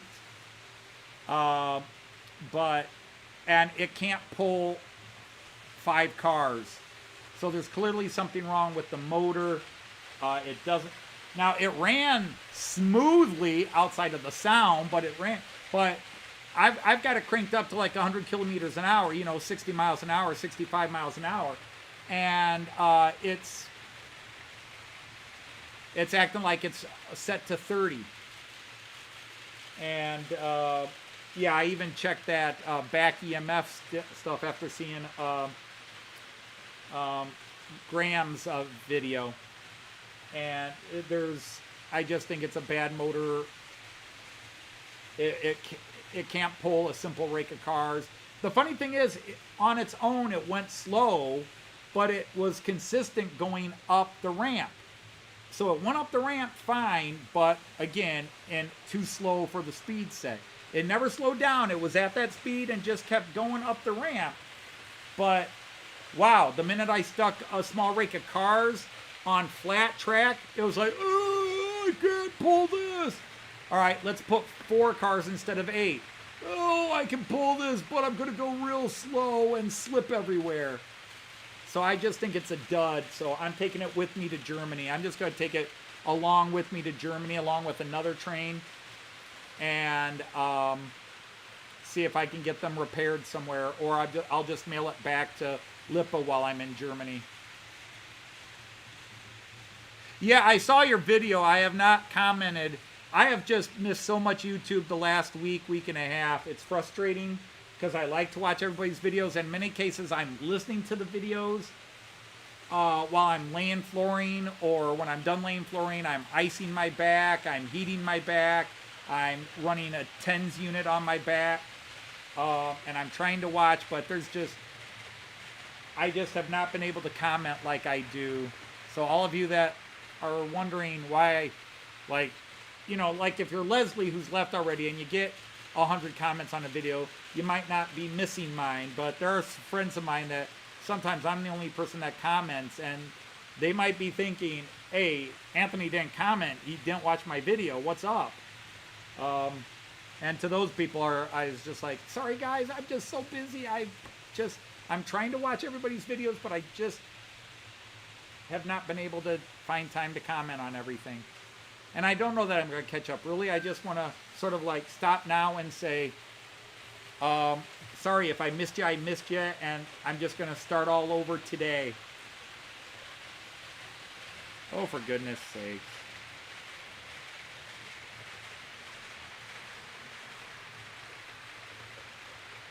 All the things it could be. It's always some stupid ad.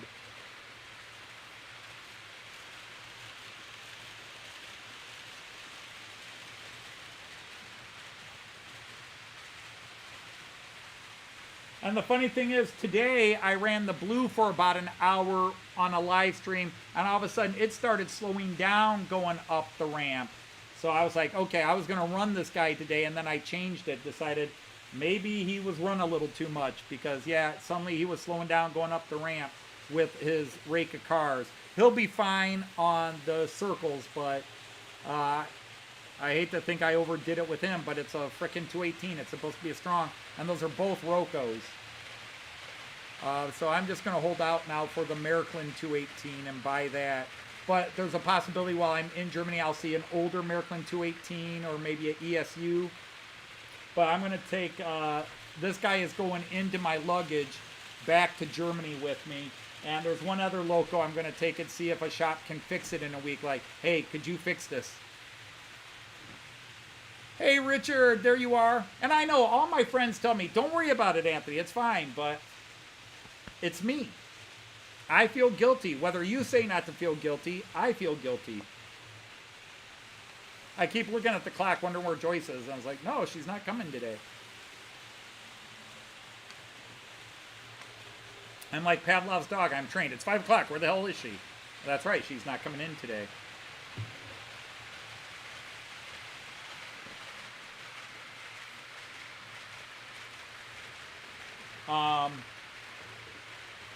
But yeah, it will be a, it's going to go back one way or the other. It's just going to go back, and I'm going to see if Lipa will just give me my money back. Otherwise, hopefully they'll replace it.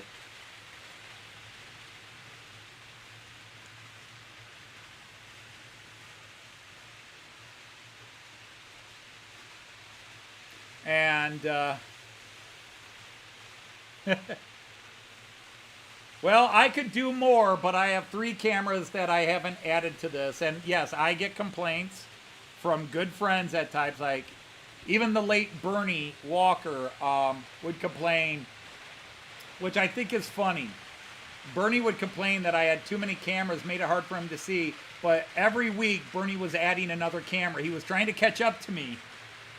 Because once you start adding all these cameras, you start going, oh, that's a great view I've never had on my layout.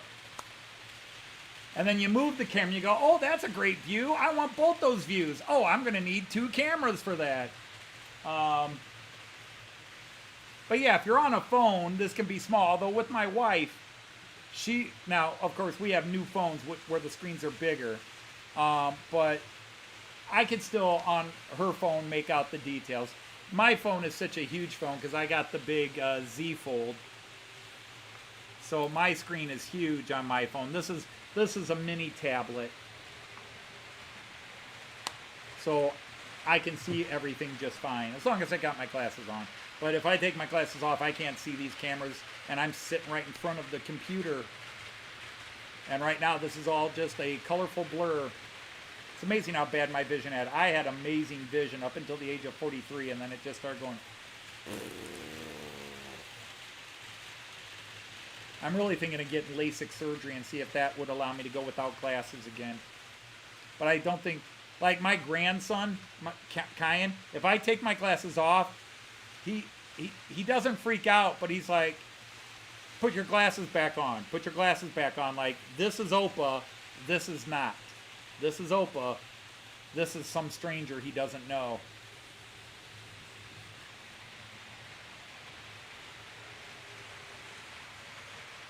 Yeah, there's that. Now, sadly, I would love to have been able to go to Lipa and visit their shop in Detmold. But the closest I'm going to be to Detmold is Frankfurt. And if I were staying 2 days, 3 days in Frankfurt, I would take one of those days and just ride up to and it's still like a 4-hour train ride, but it'd be worth it. I don't know how far it is from, I don't know how long it is. I think it's five hours to go from Hamburg to Detmold. Yeah, we all do, Chris. You know, it's tough. But Chris Whittingham did Thursday live streams for 2-3 years before he passed, and I miss those, dare I say, even more. I miss Chris Whittingham to this day.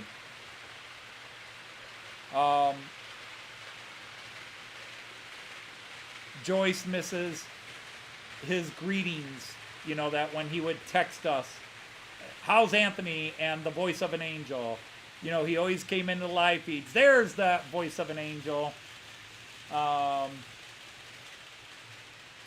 And he was tickled beyond belief when he met Joyce. It was so funny to just see how, I mean, he was happy to meet me, but he was like a leprechaun who found his pot of gold again when he got to meet Joyce.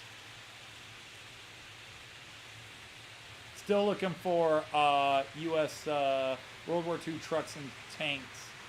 I don't know. And I miss Somerset Andy. I was just becoming offline friends with him when he died. I was by far not his closest friend. I think Danny at, well, Fort Ivor Junction now, but originally it was South Line, Southern Line. Danny might have been one of his closest friends on YouTube and off YouTube in real life. Because I know he and Danny had a lot of interaction.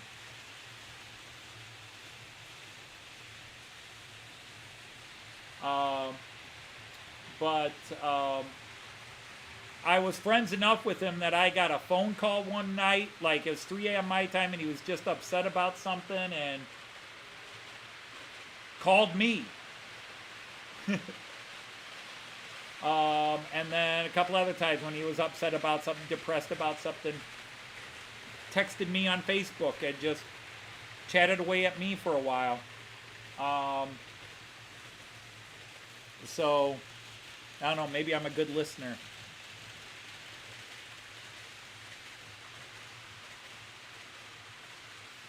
I will have a lot of space to bring stuff back. I am planning on bringing stuff back. I am packing my suitcase only about half. And I've got money set aside if I have to mail things home. Heck, I did that in the UK. I bought a PlayStation 5 in the UK and mailed it home because we still couldn't get one in the United States. And I had my daughter for 2 days trying to get on into their, oh, we've got more, and try to say, hey, get in, here's the credit card number, buy that, buy a PlayStation, because we've been trying for a year to get a PlayStation 5 and couldn't get one. And we walk into a CES store, sort of like used electronics and stuff. It's a chain store in the UK. And the first one we walk into in Cardiff, they've got 3 PlayStation 5s. And we walked over and said, are those PlayStation 5s? Yeah, we've got 2 used and 1 brand new. I'll take one. Actually, we didn't do it that fast. It's weird because Joyce usually doesn't do the impulse buy, but she knows how hard we've been trying to get a PlayStation 5.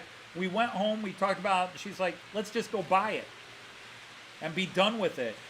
And it was the same price that we would have paid in the United States. And we didn't pay the value-added tax because we were Americans and we were shipping it home. But we did have to pay $120 to ship it home, which made it more expensive. But we got it months ahead of the time we still would have had to wait before finding one in the United States. Now you can go into a store and find one usually, but man, it took forever. Hey, there's Mark at Dunnagle Dad. No such thing as being late. Anybody who shows up, I'm so honored and embarrassed that somebody actually wants to come and listen to my babble. I mean, granted, I've got some cool trains, but a lot of people have cool trains. All right, John Benicki, take care.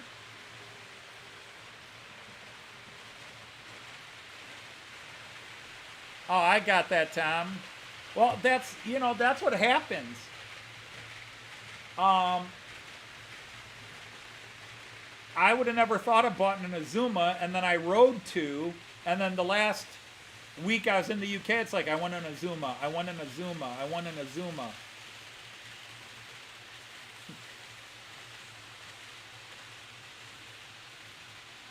Like, damn, it's a cool looking train.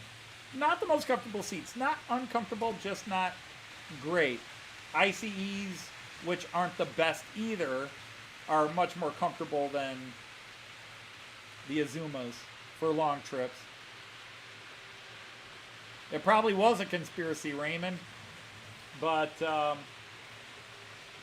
yeah, it just, I know the parts and everything, all the issues in China and all that.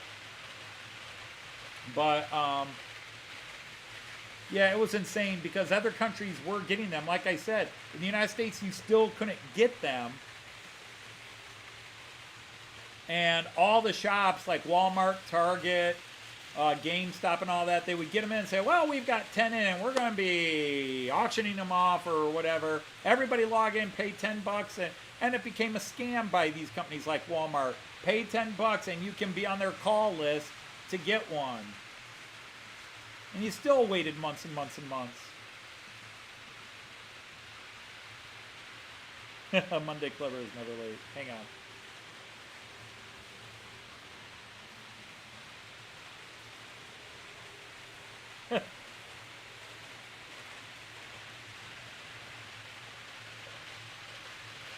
Well, if anybody wants to know where the aluminum wrap went, where the tin wrap went, Chris has got it all around his head.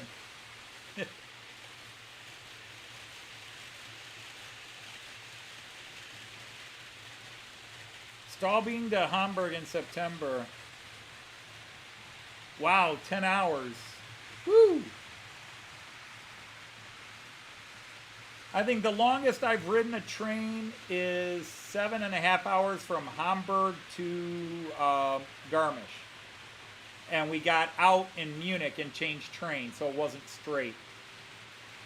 It was like 6 hours from Hamburg to Munich, waited 20 minutes, and then an hour and 10 minutes from Munich to Garmisch. But we've ridden every train but the ICE-4. We were supposed to ride the ICE-4 in 2019, but that was the year they were having all the retirements, sudden retirements when they changed the retirement system, and they didn't have enough qualified ICE-4 drivers, so we rode an IC that was pulled by a 101 locomotive. Too long a story to explain that one, because we had reserve seats, first class on the ICE-4, and we wound up sitting on the floor in a second class car on this IC1. Now, Deutsche Bahn did refund us the difference in ticket price with a little Deutsche Bahn service store certificate to make up for our having to sit on the floor. So, I mean, they took care of us. I got no complaints with Deutsche Bahn. They took care of us when there was an inconvenience. They took care of us. The only thing I'm mad about Deutsche Bahn is when our trip to 2020 was canceled, they charged us money to get our refund back. It's like, your country won't let us in. My country won't let us out. This is not our fault. It's not like we're canceling because we changed our minds. We want our money back. And they kept trying to give us, well, we give you 6 months to reuse the ticket on any train you want. 6 months went by. We still can't come. Well, we'll give you another 6 months. No, we want our money back. Well, if we give you your money back, we have to charge you a 20% penalty for cancellation. I'm like, guys, we don't know when we'll be able to come back to the country. You know, and that was my only time I was upset, but everybody did that. Hotels did that. Places we had scheduled to stay, several of them kept our money on down payments. It's not our fault. Well, it's not our fault either. We had a no cancellation policy. We're past the cancellation, or we're past the cancellation date. Wow. The way some of these vacation places kind of robbed us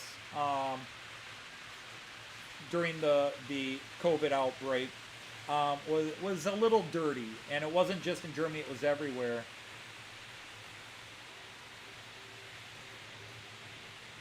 Yeah, I've been on the Railjet, and the Railjets, they put everybody else to shame. The Railjets are ridiculous.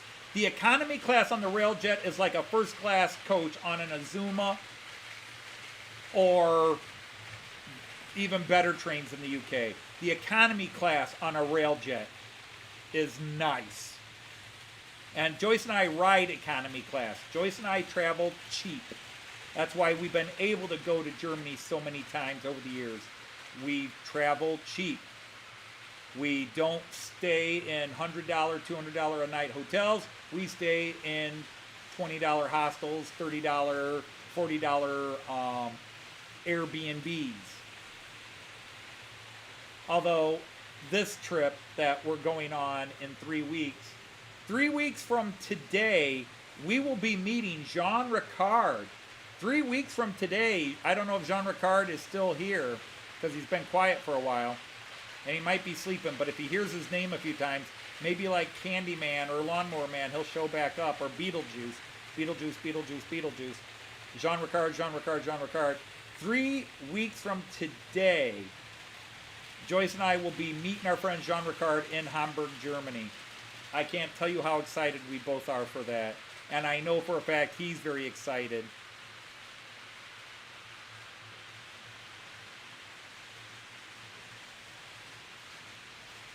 That sucks. Yeah, the Railjets are just amazing. They are, in my opinion, they're the nicest train. They're definitely the nicest train, inside and out, I've ever seen in all my travel, Germany, Austria, and Czech Republic. I haven't been on a TGV in France, and I've never been in France other than at the airports in Paris. I would like to change that someday. I would like to go through parts of France. But in my I've got a lot of experience riding trains in Germany, 16, 17 trips to Germany. And the Railjet is by far the nicest train. And you add in the trip my wife and I took to the UK last year.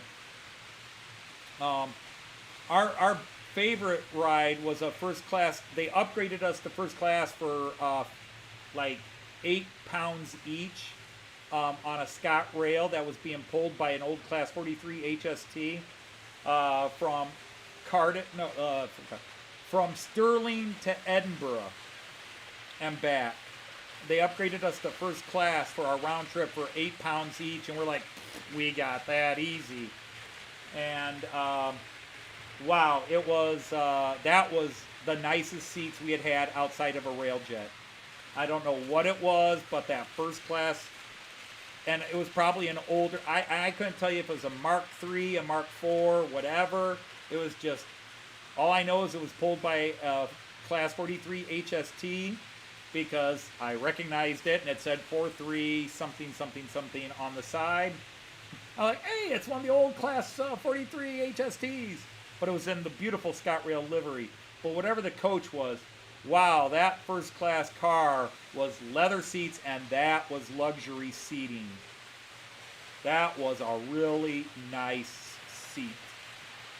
That was very comfortable. Joyce and I were very happy with that. Hey, Sean, how are you? Great to have you here.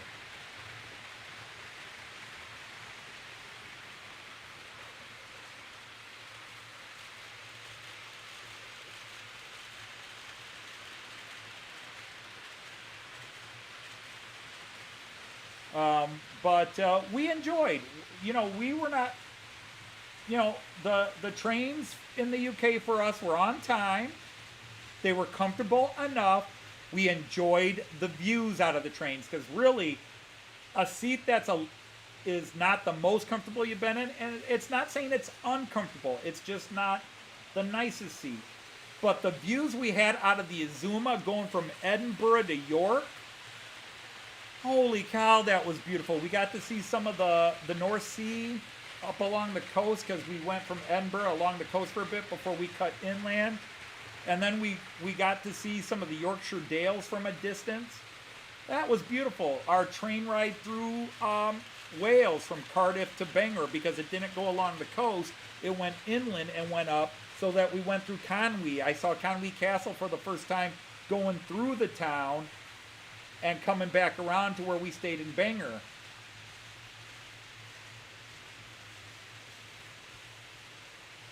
But it was amazing. Our trip in the UK was beautiful.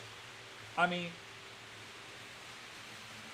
even in London, which was it wasn't our favorite place, And it wasn't one of those places where everybody goes to the UK, has to go to London. We were like, all right, we're going to land in London, so let's spend a couple of days in London and look at the sights. And we didn't know a lot of the London people. We didn't know Peter Dixon that well a year ago to say, oh, he lives in South London. Let's spend a couple extra days. Robert, because we had originally planned on spending a couple of days in Kent and then changed our itinerary. So we were going to go down southeast of London and visit Kent because I have ancestral links to Kent. And I was just going to go see if we could find any Dodge descendants in Kent. And say, hi, distant cousins. It's been 400 years. How you doing? So there were people. Like, we were so blown away by how many people wanted to meet us. But like Matt Slade, whom I watch his videos and I comment and he will respond, but you know, we don't have friendly chat. You know, it's like, oh yes, I do love that train. Thank you for commenting. You know, very polite, like you would answer to a lot of people who comment that you don't really know. And then I said, oh, we were in Cardiff, and he says, oh, I wish I'd known. I would have met you. And I'm like, what? Matt Slade would have met little old me? Like, wow. And he says, if we ever come to Cardiff again, let him know. He'll meet us. And I'm like, that was cool. Now, the thing is, I invited myself into Jim at Hover Motions. I just invited myself to his house. He had no choice. I knew he was in Manchester. He had let that slip in a video. So I would have gone door to door in Manchester going, I'm looking for a guy named Jim, Hover Motion, big train in his loft. And Alan and I started talking and said, well, we want to be in Northern Wales. Is there a chance we could come and see yours? You know, I was trying to be very politic and invite myself over. And, oh man, I've said it too many times. He blushes, but the time we had with Alan, and I loved meeting Tim J.D. We had a beautiful time with Tim J.D. And we just got to spend so much time with Alan. But Tim took us to Gloucester. He went out of his way to meet us a few times just so he could hang for us 12 minutes here, 10 minutes there. And then we spent part of a day with them in Gloucester. And we walked that man ragged. And Joyce and I were on our vacation, so we're like seeing Gloucester, so we're checking everything. And so we're talking to Tim, but we're not sitting down having a pint and really just talking and shooting shit. We're kind of ignoring him like, oh my God, look, it's Gloucester Cathedral.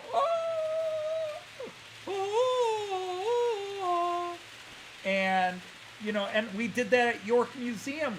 All these people, Carl, Bangor Junction, came to meet us. Now, we did talk to Carl a bit when everybody else left. Andy from Marchwoods Junction came all the way to hang out with us. And I barely talked to these people. Richard Brown. I wanted to sit down and ask these people just face-to-face some little get-to-know-you questions. And then we're walking around, and I'm like, the Mallard! Oh, that's what a Deltic is! Oh my God, this is so cool! Look, it's a Deltic! And I'm looking at all these trains, and I'm like, oh yeah, I forgot to talk to these people. And then, of course, we sit down to a little snack, and of course, Alan and Leslie, of course, Leslie came to meet us too, and there's Leslie Gilpin. But Alan and Robert start bantering, and Leslie and other people join in, and I'm just sitting there going, I am sitting at a table with Robert from Robert's Train Set, Alan, March West Junction, Robert from Trains in the Attic, Richard, I'm sorry, not Robert, Robert from Robert's Train Set, Alan, Carl from Bangor. I'm sitting with all these people, and I'm like, I'm this idiot that doesn't belong with all these awesome people, and I'm just sitting there going, shh, if I'm quiet, they'll let me stay here.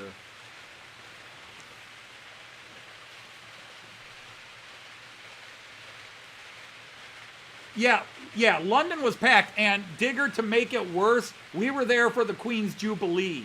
We didn't intend to be there for the Queen's Jubilee, but when we booked our flight, they hadn't announced the party yet. So it was even more full of people, and the subways were more packed.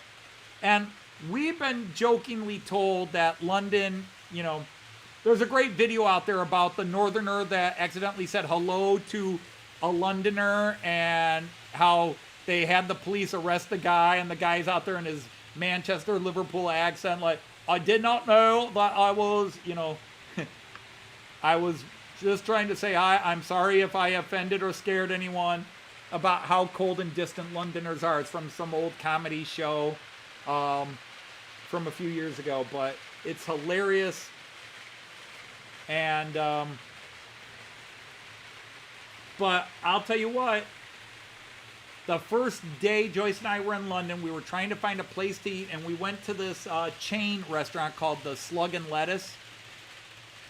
And Joyce and I were tired. Long flight, delayed flight from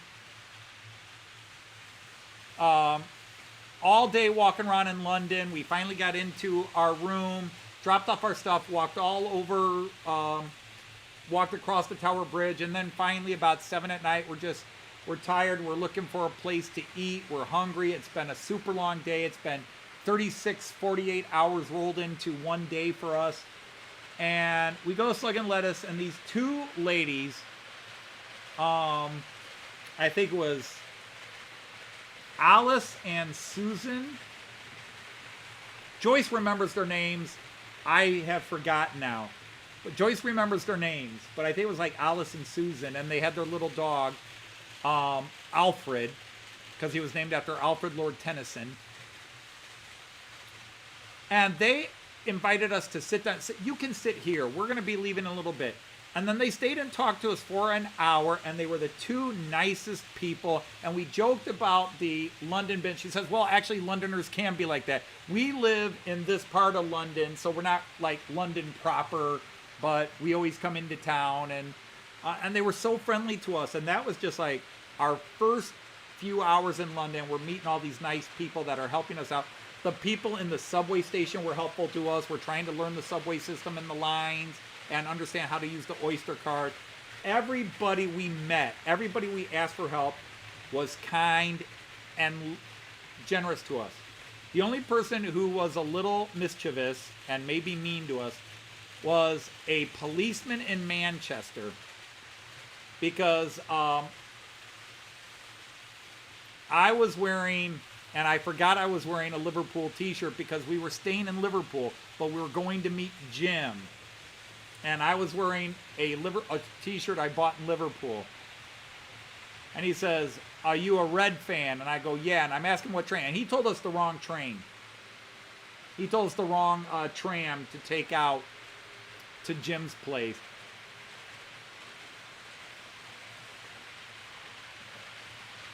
And that was just a little mean on his part. But otherwise, everybody was awesome to us. Joyce and I went into the UK expecting to have a good time. We came out just minds blown at how wonderful everybody was to us, especially as Americans, when so many Americans act like douchebags overseas. But Joyce and I are polite. We are nice people.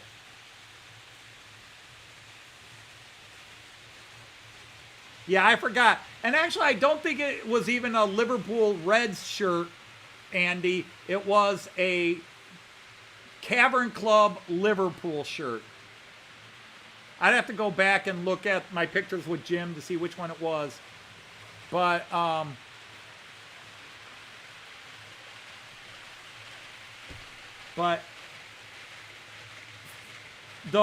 I will tell you, I don't want to hurt anybody's feeling. 156 Andrew hasn't come in this week. The city, I will say Joyce. I'll put the blame on Joyce. Of all the cities we stayed at in the UK, the city Joyce loved the least. Now notice I said loved the least. She still loved it. Was Edinburgh. Edinburgh was packed. And Edinburgh was hard to find a place to sit down and eat. Everybody wanted reservations. Did you call? No. We didn't see a sign that said you had to call. Oh, you have to call. Okay. We wound up the first night in Edinburgh. We wound up eating at a frickin' American chain restaurant, Fridays, TGI Fridays. You go all the way to Edinburgh and eat at an American chain restaurant. But they had open seating.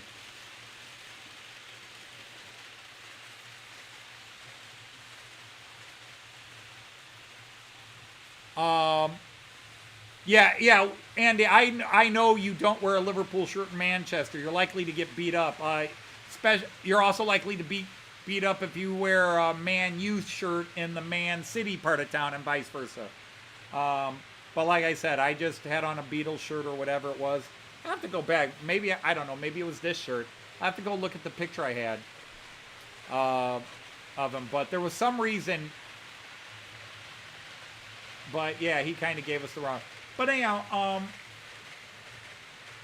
we just were blown away. But Edinburgh was just packed with people, and it was just, it was more packed than London in terms of the number of people walking the street.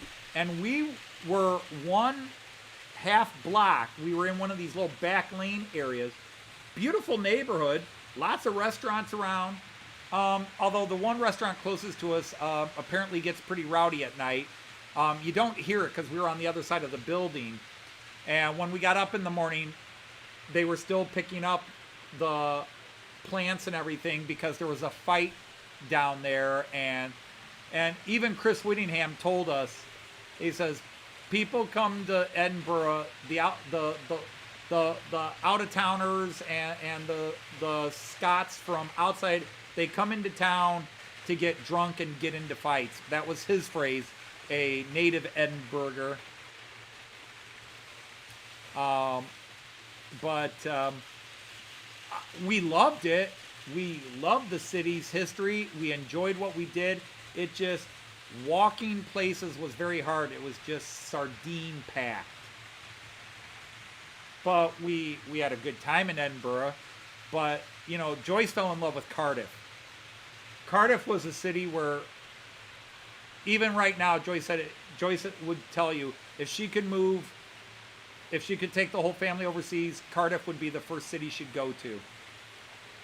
Joyce fell in love with Cardiff in a way that's just mind-boggling. I think it's a very pretty city myself. I love Cardiff. But I like Liverpool a bit more, but Beatle fan and all that. But Liverpool was so happening. I could spend hours talking about my experiences in Liverpool. Joyce and I just rocked it in Liverpool. We stayed in the heart of the cool part of the city.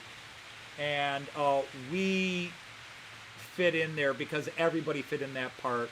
The art community's there, the gay community's there, the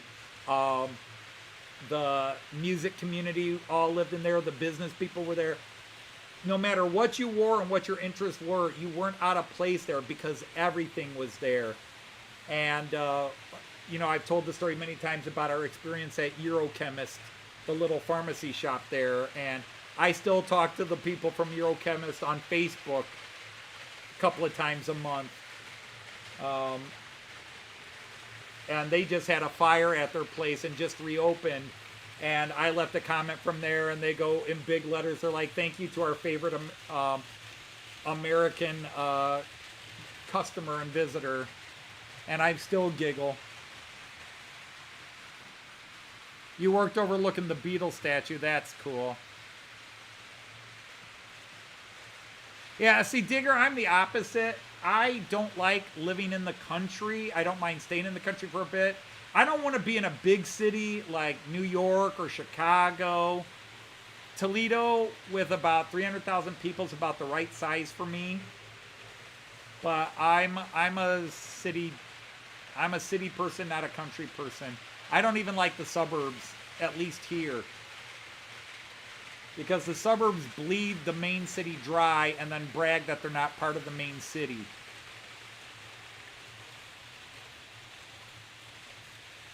Those cities would not have what they have if it weren't for the big city that drew the businesses and everybody in to begin with. But then everybody moves out of the city and then thumbs their nose at the big city. Hey, we don't have the crime rate here in our little rich burg that they have in the big city.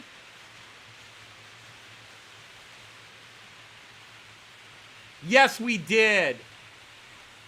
Langton Road. Yes, we did. We got to walk around all kinds of parts. But yes, we did Mary King's Close. And that was something to get used to, is all these streets with the name Close in the UK. We're sort of like, huh? Now, you'd have to go to Joyce's channel, where Joyce talks about the 5 things she doesn't like about the UK. Now, it was done with love, but 5 things she didn't like about the UK. And one of the things was how badly named and advertised the streets are. Like, we're trying to get our way around, and somebody's like, yeah, go up to King's Close and turn right.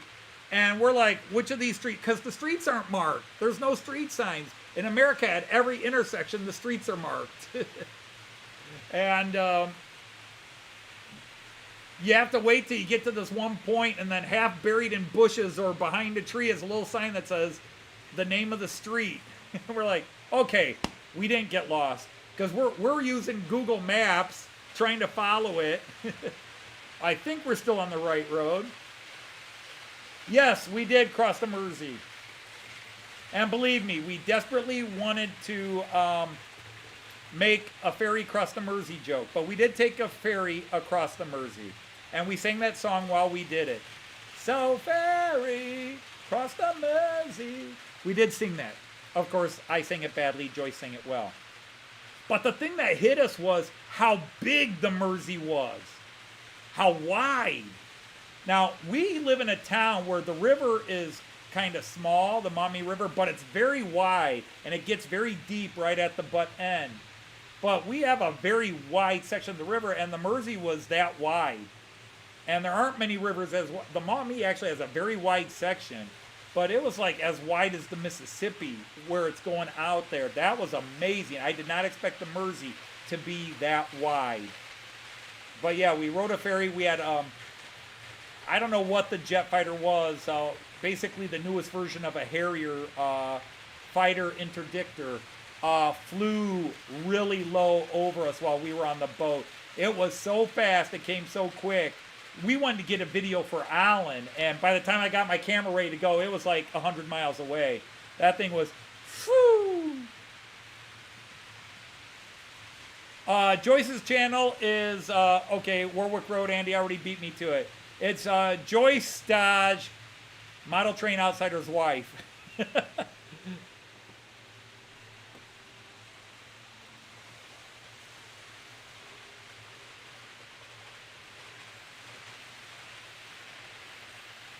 Joyce Dodge, the MTO misses.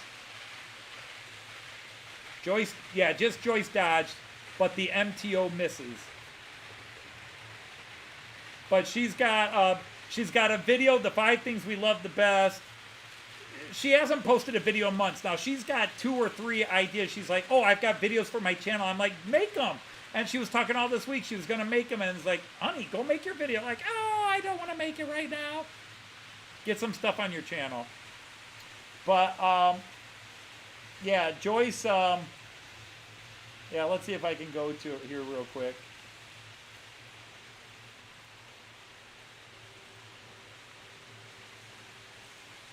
She's got all her songs that she sings on my channel. Just the ones she sings, she's got those on her channel, including one that went mild, micro viral. Yeah, like she's got top 5 things about being married to a model train, about being married to a person into model trains. So 5 worst things about being married to a model train guy. These are all done in humor. 5 ways to convince your significant other to let you buy a train. And then she had 2 videos on our take. The 5, I think it was more than 5, the things she loved about the UK, and instead of being negative, she said the 5 things she found odd about the UK.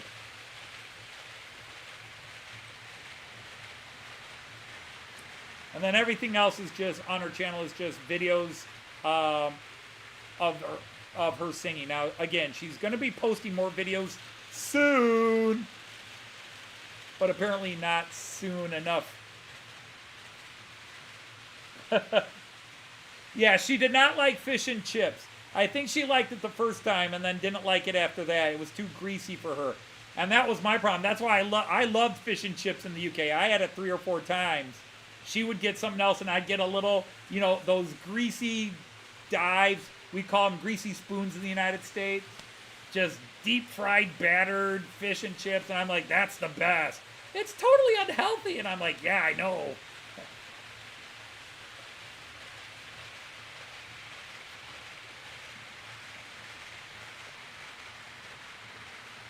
But yeah, it was a blast. And the thing is, we were gonna do the UK just once and be done. Now we're gonna go back. We're gonna do it again.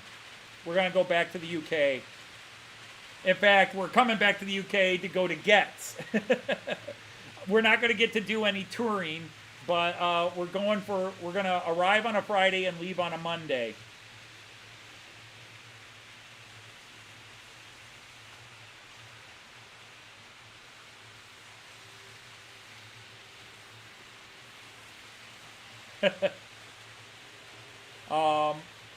But we loved every day in the UK. We loved every day.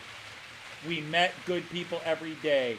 And, you know, we started off with, the first YouTuber we met was Tim JD, and we got to see him parts of 3 different days.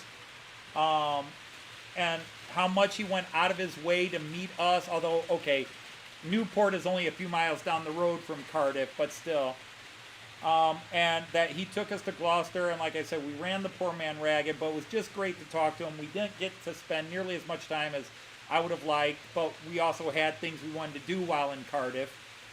And then we go up to Bangor, and the Bangor trip alone, we meet Alan, and have a brilliant day there.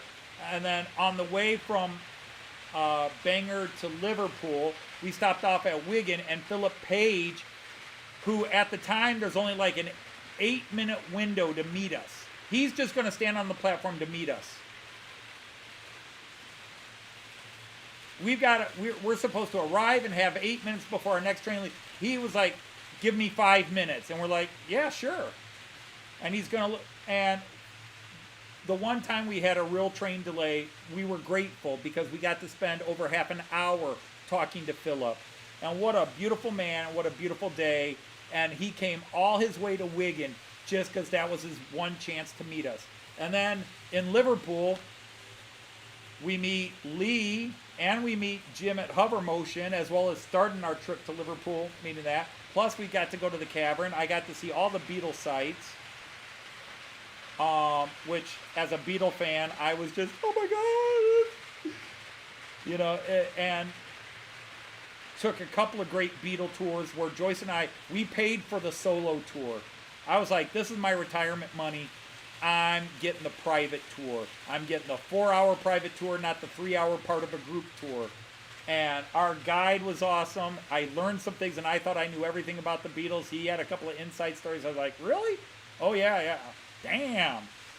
Here's where John and Paul met. Woo!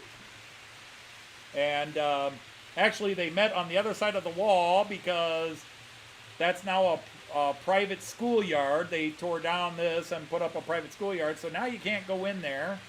Like, damn.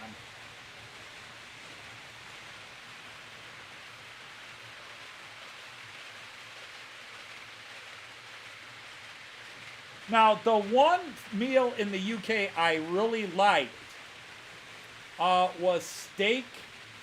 Which steak was it? One of the steak pies. Steak and ale pie. That was good. I had it in 3 different places because I liked it. And it was good each place.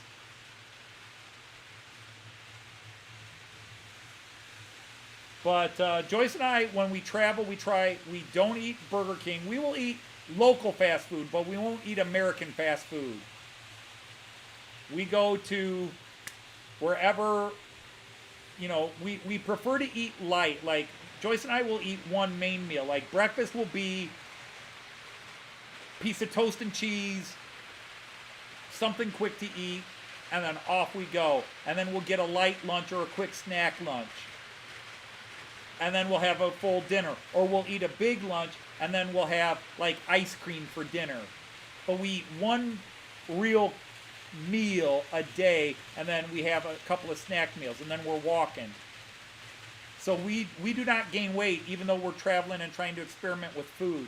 And we had the true English breakfast while we were in London. Joyce did not like it as much. I liked it a lot. It was weird having baked beans for breakfast.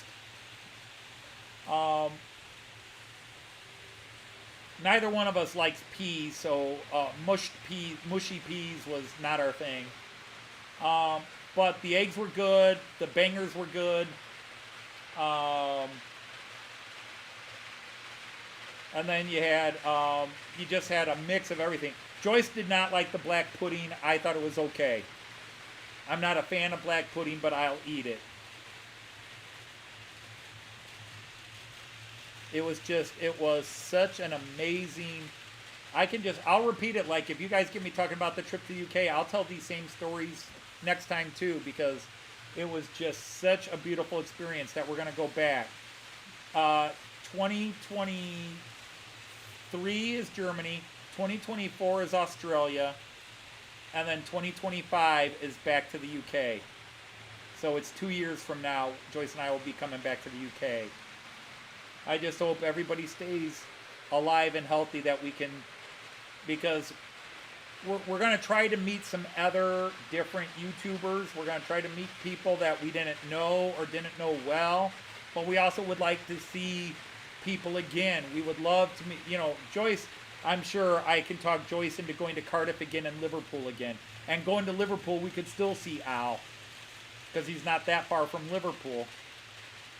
Might be faster to get to Al's from Liverpool than it was from where we were in Bangor.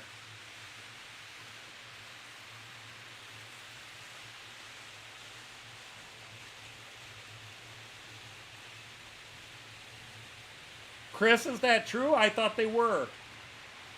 Because every time I've seen full English, they had baked beans as part of it.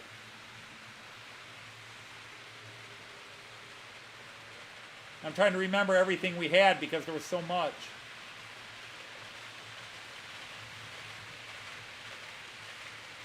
Yeah, chips, if you don't know, if you're an American and don't know, when a UK person says chips, it's French fry. What we Americans call French fries. And what Americans call potato chips, I think the UK calls crisps. But crisp covers a lot of things like Doritos and onion rings and stuff like that. But nobody, and I'm sorry guys, nobody makes French fries like mainland Europeans. Whether it's Germany, France, Czech Republic, Austria, wherever we've gone and had French fries, oh my God, they're so good. We had good fries. We had good fries in the UK.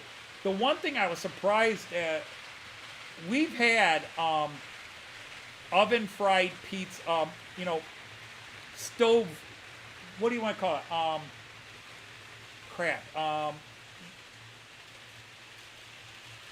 Sort of like a grill, almost like grilled pizza. We had it, you can get that in America, but we had these open grilled pizza oven things. I forget exactly how they called it, but like open oven, whatever, because I mean, we make our pizzas here at home in the oven, but I forget what it was called. Open fire pizza, something like that. Oh my goodness. Pizza, the times we had pizza in the UK was really good. When we would find these stone open oven places, oh my goodness, it was really good. I mean, I like pizza anywhere. And I love European pizza, but we found some places in the UK where the pizza was amazing. The stone open oven pizza. I would like to go to Stratford-upon-Avon. Yes, I would like to. Now, Shakespeare wasn't buried there. We did not make it to Shakespeare's grave. Something slowed us down, and we weren't able, because Shakespeare is buried in, is it Westminster?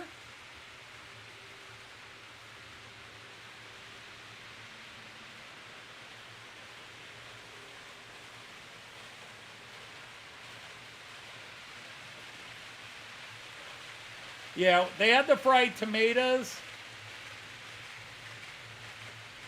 And they definitely had the bacon, although it wasn't bacon as an American understands bacon. It was more fried ham.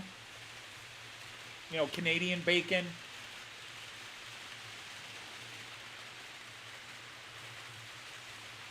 There are sushi bars. Now, Joyce and I don't eat Asian foods. When Joyce and I are in Germany, the number one thing we eat is schnitzels and bratwurst. We eat a lot of schnitzel and bratwurst, and occasionally pizza. But we have a lot of bratwurst because A, they're really good, B, they're really inexpensive, and C, you get a lot for your money. And we also eat a lot of ice cream in Germany. Italian ice.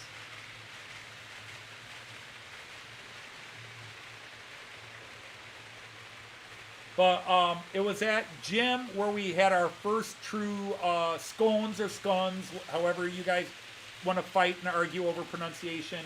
We had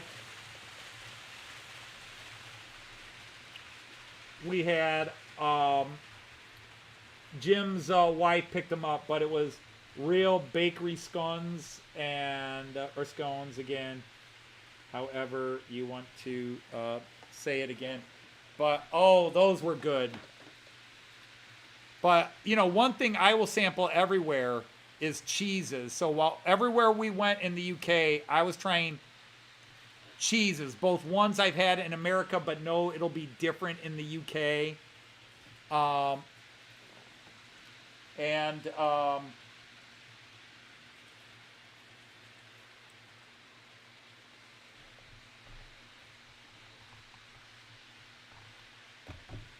Oops. How did you get changed? Oh, there you are. No, that's not that. There it is. Boop. Okay. And is that everybody? Yeah, I've got to start setting down here. Hey, Ewan. No, because Ewan, we ate fish and chips, but Joyce and I are not fish eaters. Especially properly filleted fish and cooked the proper way and not deep fat or fried. That's the only way we eat it, is when it's deep fried in batter. Neither one of us really like fish. So I know that was one of the big meals in Edinburgh. I wanted to try haggis, but I couldn't talk Joyce into it, and none of the restaurants we went to had haggis. We wound up eating at an Italian restaurant. We ate at a TGIF, an American chain restaurant. We didn't want to, but these were now the Italian restaurant we wanted to eat at. But this is after we kept getting rejected because every place in Edinburgh was like, oh, you have to call for a reservation. I mean, we were all along. I'm trying to remember the name of the street because there was Prince's Street was the main street, and we were like a 10-minute walk from the train station, and we were on Prince's Street. I think it is. You have the big statue of Robert. Oh my God. You know, merely the greatest writer of Scottish history and one of the greatest writers of all time. And my brain is just completely gone. My brain's going, Robert the Bruce! Robert Frost! I'm like, no. Robert Burns, thank you. Oh my God, how embarrassing. They're going to take back my English degree after that one. But we were straight down that road where we stayed, was straight down, first block, turn left, walk half that block. It was like South something lane, north, south Lane. You know, it's like the street is called South Lane, and we were on the northern because they branch out into these little end arounds. And the little place we stayed, beautiful little room, nice little room, we loved it, was the north blank of South, the north side. You know, the address was weird. North South Lane. Number 8 North South Lane. And so we were at the heart. We could walk to that and we could see Edinburgh Castle, beautiful, the big park in front of it, beautiful, that amazing cliffside. Joyce loved that. Joyce loved that park. She loved that view. She loved the old town of Edinburgh. It was the crowds. So if anybody heard us earlier when I was saying Joyce probably loved Edinburgh the least, it's not that she didn't love it. It was the crowds. It was just so packed that anytime we tried to walk somewhere, you're just like, trying to get through. And the fact that we just kept having trouble finding places to eat. You know, we'd see a restaurant. This sounds good. Let's go in and try it. We'd walk in. I'm sorry, do you have a reservation? It's like, it wasn't like they were posh restaurants. I mean, they're so-and-so's bar and grill, you know. And we just, it was mildly frustrating. But we always found a place to eat. And we did well, but we just, we're not seafood people. Joyce and I we don't do seafood.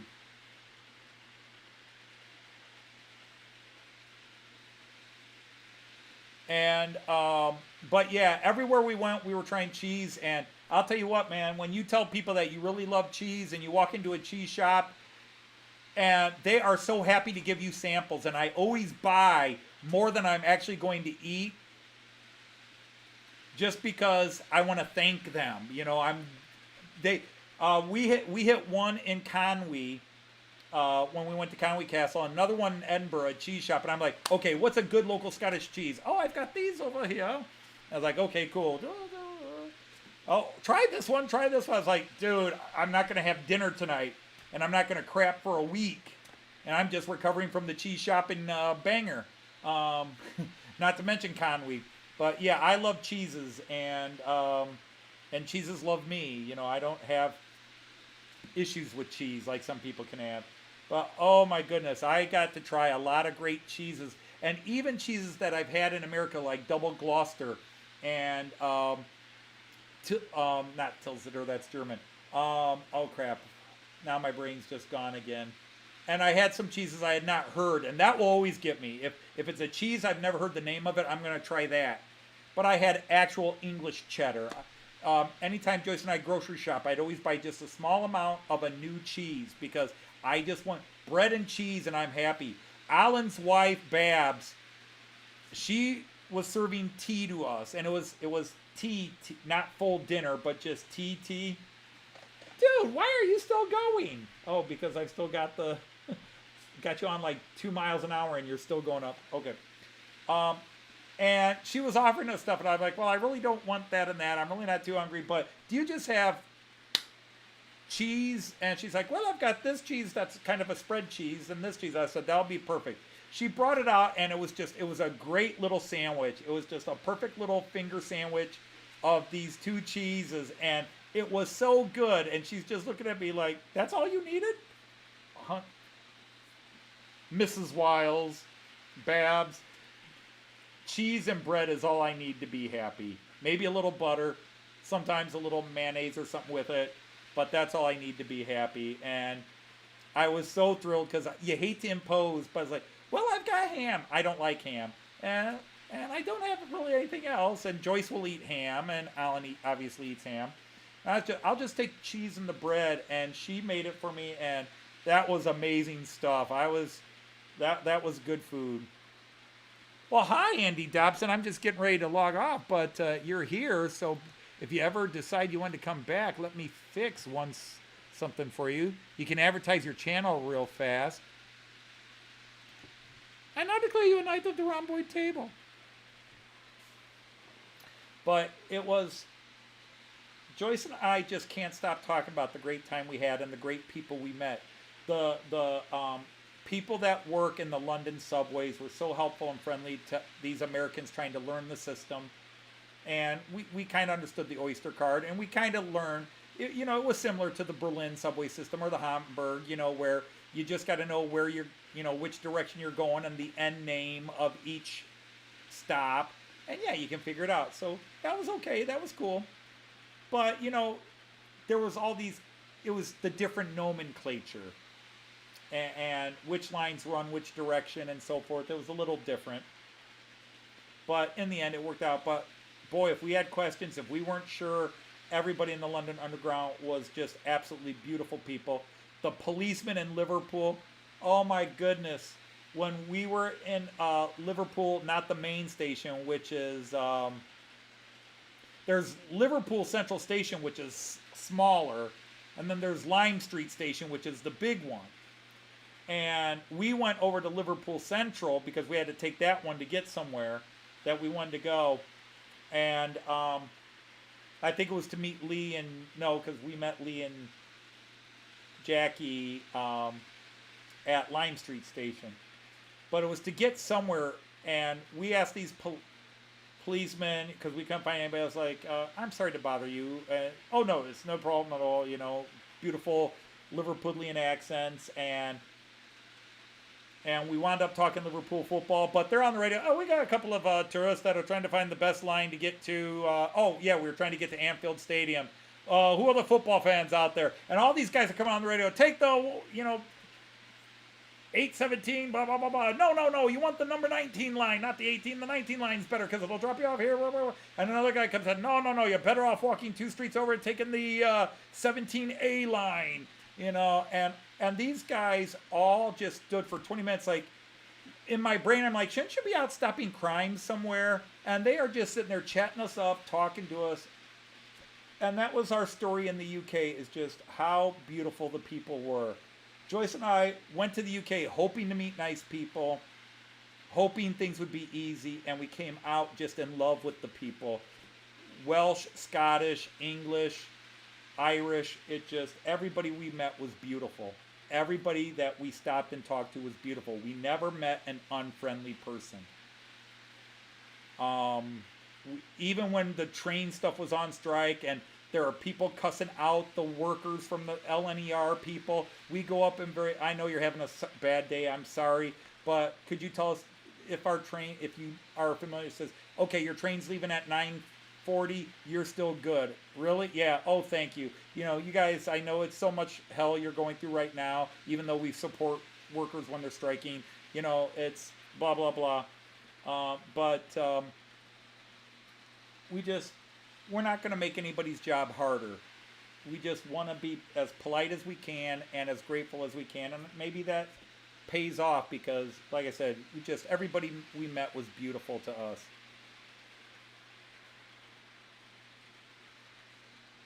Hey, Simon, thanks for coming in. But holy cow, it was just, yeah, Going to talk about forever. Now, we're looking forward to our big trip in the UK because Joyce knows this is a train trip.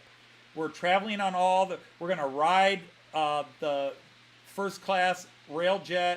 We're riding ICE 4s on over half our trip. So we're riding first class on a couple of trains because this is the last of my retirement bonus crazy money. So we're going to go see Miniature Wonderland, and we're going to meet Jean Ricard, our friend.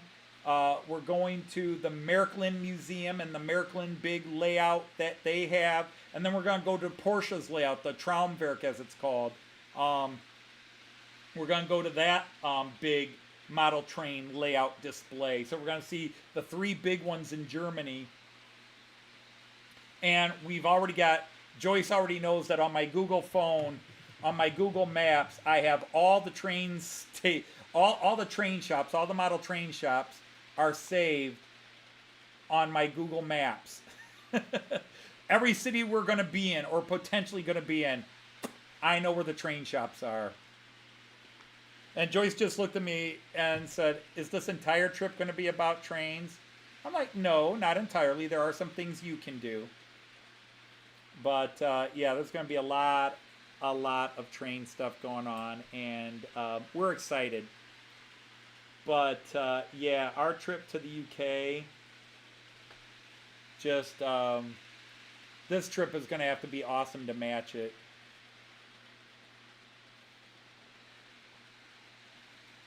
Oh, that's great to hear. That's cool, Simon. I wish I could join a model train club, but the only model train club that's close to me is unfortunately not a club I'd want to join. It's yeah, I'll just leave it at it's a club I wouldn't want to join. All right, anyhow, people, I've got to take care of dinner. I have to order dinner. It's already well after 6 o'clock, and normally Joyce makes me up. See, Joyce isn't here, and I talk even longer. Joyce always makes sure I get off at 6. Yeah, well, like I said, Richard, we're going to be at Getz. Now, the problem is so many people are going to be at Getz, and it's weird, but people are mentioning on their channel. I mean, I'm watching these channels I'm not even subscribed to in the UK just because somebody said, hey, Anthony, watch this channel. And there's somebody in there going, hey, Anthony and Joyce are coming to Getz. Really? Cool, I'd like to meet them. And I'm like, you know us? And there's so many people we want to meet. And, you know, people that I'm shocked even know who we are. And saying that they would like to meet us at Getz. And, I mean, everybody wants to meet everybody there. So it's just weird. It's just going to be weird to meet so many people and at the same time feel guilty because we didn't get to spend as much time. Because the people we want to meet, we want to spend days with. You know, and when you get into the whole group, everything gets lost in the group. And it's like, you know, even when we went to National Railway Museum, we wanted to spend a day with just Richard, a day with just Andrew. We were blessed. We got to spend a whole day, well, most of a day with Alan and his wife Babs. That was beautiful. I spent a very memorable several hours at Jim from Hover Motion at his house, and his wife and kids were just beautiful and wonderful people. So was Jim. I just had to keep remembering to look down to see Jim and to keep my head ducked so I didn't break his roof. But it was Philip and Tim JD. We got to spend time with them. It was just, we're hoping that we have even half that experience because there's all these people like my friend Christopher from Christopher's Hobby Blog says he wants to come to Getz now. He's going to try to come down to Milton Keynes or go to Getz just so he can meet us this time. Roger at St. Blasey is talking about if there's any way possible he's going to get there just so he can meet us. When somebody says they want to do something just to meet us, man, that just, it hits you in the heart, man. It hits you in the soul, you know, because we're Anthony and Joyce. We're not special. And we're that way to you guys. Like, oh my God, we're meeting Alan. And Alan's like, I'm just Alan. I'm nobody special. It's like, Alan, if you know how many times you made us smile and how infectious your laugh is, you've done a great service to mankind. You know, Lee and his fun, and Jackie, who was so beautiful to meet. And again, Tim and Philip, Carl and Leslie, who walked us around even after a lot of people left and just showed us. And really, Joyce had more questions because I just had the jaw drop. And Carl Braun just, you know, Joyce would say, what's this? And Carl would tell her, and Joyce was just, oh, you know, he spent a lot of time with us, and he could have left, but he hung out with us. And, I mean, so many beautiful people. So hopefully we'll meet so many more. So anyhow, on that note, yeah, hurry up, Randall. I got to talk about the ending of Matt Clarke, and I don't want to give you spoilers. So you got a job to do. Go watch it. How many tracks do I have? Andy, I have 6 tracks that run loops. I've got 6 end chaser loops. 3 that run the whole table, and 3 that just do a circle on the one table. I'll give you a quick view before I get out of here, just because you came in and asked and I didn't catch your question right away. Where is it? Layout map view. So if you were standing where I am and looking at the wall I'm looking at, but you're actually seeing it reflected in the camera, that side is 8.5 by 12. The middle is 2.5 by 6 foot, 2.5 by 6. And then that side, which is actually that side in reality, but that side on the map is 8 by 11.5 feet. And it's just 3 end chasers going around. And that side, which is actually that side, is based on the city of Delmenhorst, where for 14 years I ran an exchange program. 13 years. 2003 to 2016. 14 trips. Yeah. Where I took students from Toledo to the city of Delmenhorst. That's the train station, and I scratch built that. It's 100% accurate to the train station, except for platforms 2 and 3 are not full length. But what's the station itself is true, both 187 scale accurate, both height, width, length, and well, it's I mean, I get maybe too humble because a lot of you guys have, I don't care how big your layouts are. Tim, I hope you take this the right way. Tim's got these beautiful trains in this beautiful layout, and he runs it on the floor in his bedroom, or in a room, not his bedroom. And I love it. He's got beautiful trains, and I love his layout. He's got so many trains in motion. My ADD loves it, and just the love he has for his trains and the cool models he has from the UK. Tim JD, check his channel out, man. Because sometimes people give you grief. You shouldn't be running your trains on the floor. Well, sometimes that's what you got to run them on. And nobody should be poking holes. I'm lucky I have a big room, but you know, my villages looked like this for 3 years. I haven't looked on it. The only thing is the station is, like I said, 100% accurate to Delmenhorst Station, which is not a pretty station, but this is my German, I say my German hometown. I was made an honorary citizen of it, but it's my home in Germany. It is the city in Germany I know and do love, and so I'm trying to build it. But that's the bus station, which is about 90% accurate to their actual bus station, and then it is what it is, and it's a.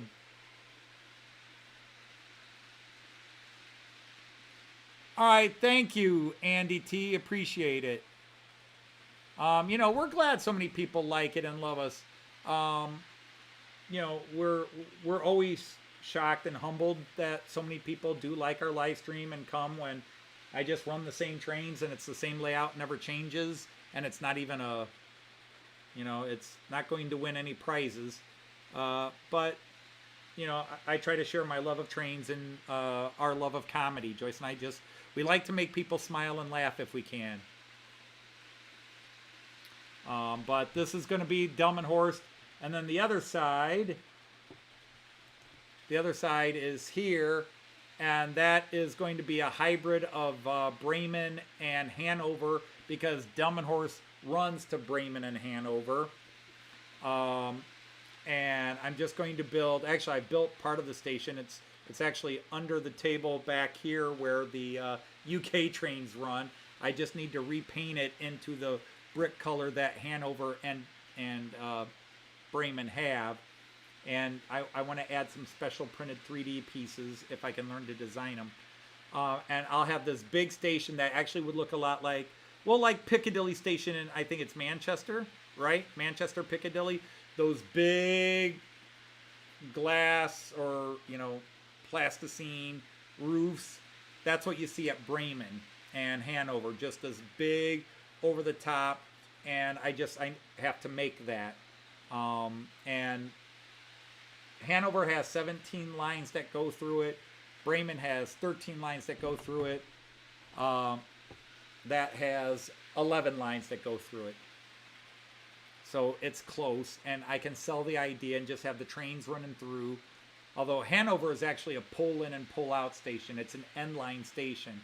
Trains come in and then back out. Bremen is a pull-through station. The trains actually go through it. They stop off and then keep going. Delmenhorst obviously is a through station. Canopies, roofs, whatever you want to call them. But yeah, that's a goal I have. That is long range, and I thought I'd be further along now that I've retired from my job. But I still want to get Delmenhorst where I want Delmenhorst to be, and I need to get off my lazy ass and do it. And hello, Ian. Anyhow, it is now 6:16. I started signing off 15 minutes ago, and I keep babbling because Joyce isn't here to be elbowing me and telling me she's hungry and needs me to order food.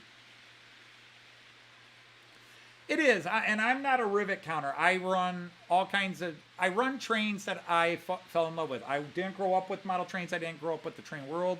I fell in love with trains beginning in 2003 when I was traveling in Germany and realized how awesome it is to travel by train. And in 2014, I thought, well, I'd like to get a little model train in my classroom for when we talk about the rail system in Europe. And at the end of 2015, I bought my first model train, and the rest is history. I got addicted to it. It was Märklin. I had to buy some Märklin track to go with it, a Märklin controller, and all of a sudden I was addicted to Märklin without knowing a damn thing about model trains. And I've had to learn, and I will say things and realize I have more to learn. But what I do, I love the people who love the hobby without that sort of ego, like, I'm here to show you how to do it. I'm here to show you how great I am, and this is how you do a train. The rivet counters, the guys that are kind of arrogant with how great they are,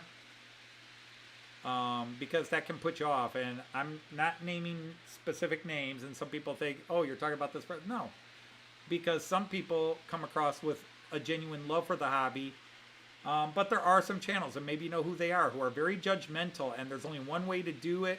And if you don't do it that way, you're a loser. How dare you run the wrong consist on those trains? How dare you, that station has only one siding and you have two there. Well, I wanted to park an additional train there. Those type of people. And you run into them in Germany, you run into them in America, and you run into them in the UK. And they don't care how much they damage the hobby because they chase so many people out of the hobby. They really do. And then you have people like Everard Junction, who is an absolute master at what he does, and he's so meticulous. But he never tells you, this is how you have to do it. He says, this is how I'm doing it because this is what I'm trying to recreate. And he is a guy that is a rivet counter for himself. But you talk to people who have met him, and he's the exact opposite. He's like, have fun, enjoy it, just go. But for himself, he's very meticulous and a perfectionist.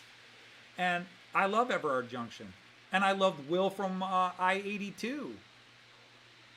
And there's just so many people. I love the people that just love the hobby and enjoy what they do, but aren't coming across as, well, the only way to do this is this way. And it's one thing to offer help, but it's another thing to tell people they're doing it wrong and that their way to do it is the right way. And they always want to tell you how to do it, even if you didn't ask. Which is why that's one of my rules at the beginning of each live stream. Don't tell somebody how to do something unless they ask you. It avoids complications. Exactly. I love people who love the hobby, and I don't care how big your layout is. I am lucky I've got this space. I had to wait for my kids to grow up and move out, but now I've got this space. I am lucky. And there's guys that can only do a 2x4 layout that wish they had this kind of space, and I wish I could give it to them. I really do. I wish I could say, here's this space. The guys that wish they could buy that new train and can't afford it, and I'm sitting here dropping $400 on a new loco. I don't do that often, but 5 years ago I couldn't have done that. Now, if I set it up right, I can go out and drop money. I get to travel now, and the 17-year-old me, the 25-year-old me can't believe the luxuries I now have in life because we never saw it coming. Joyce and I we've been married 36 years, and we spent 30 years counting pennies and living paycheck to paycheck. And then all of a sudden, the end of career pay raises kicked in, and we had a little spending money, and we had a little bit more. But we still travel cheap and live cheap when we travel. And we still do some things cheap, except my model trains. All right, anyhow, I've ranted another 5 minutes, so I better get off here because Joyce probably will want dinner when she gets home. And at the rate I'm going, we won't have it. So, I won't have my partner in crime here to help me. But anyhow, thanks for spending 2.5, almost 3 hours with me. I'm going to say to all of you, again, thanks for spending your time with us. And we're going to say, Auf Wiedersehen, tschüss, and happy trains, everybody. Take care. I had to steal that from Andy, the hot dog pilot, because it was so cool, an ending. I just had to steal it from him. Bye, everybody.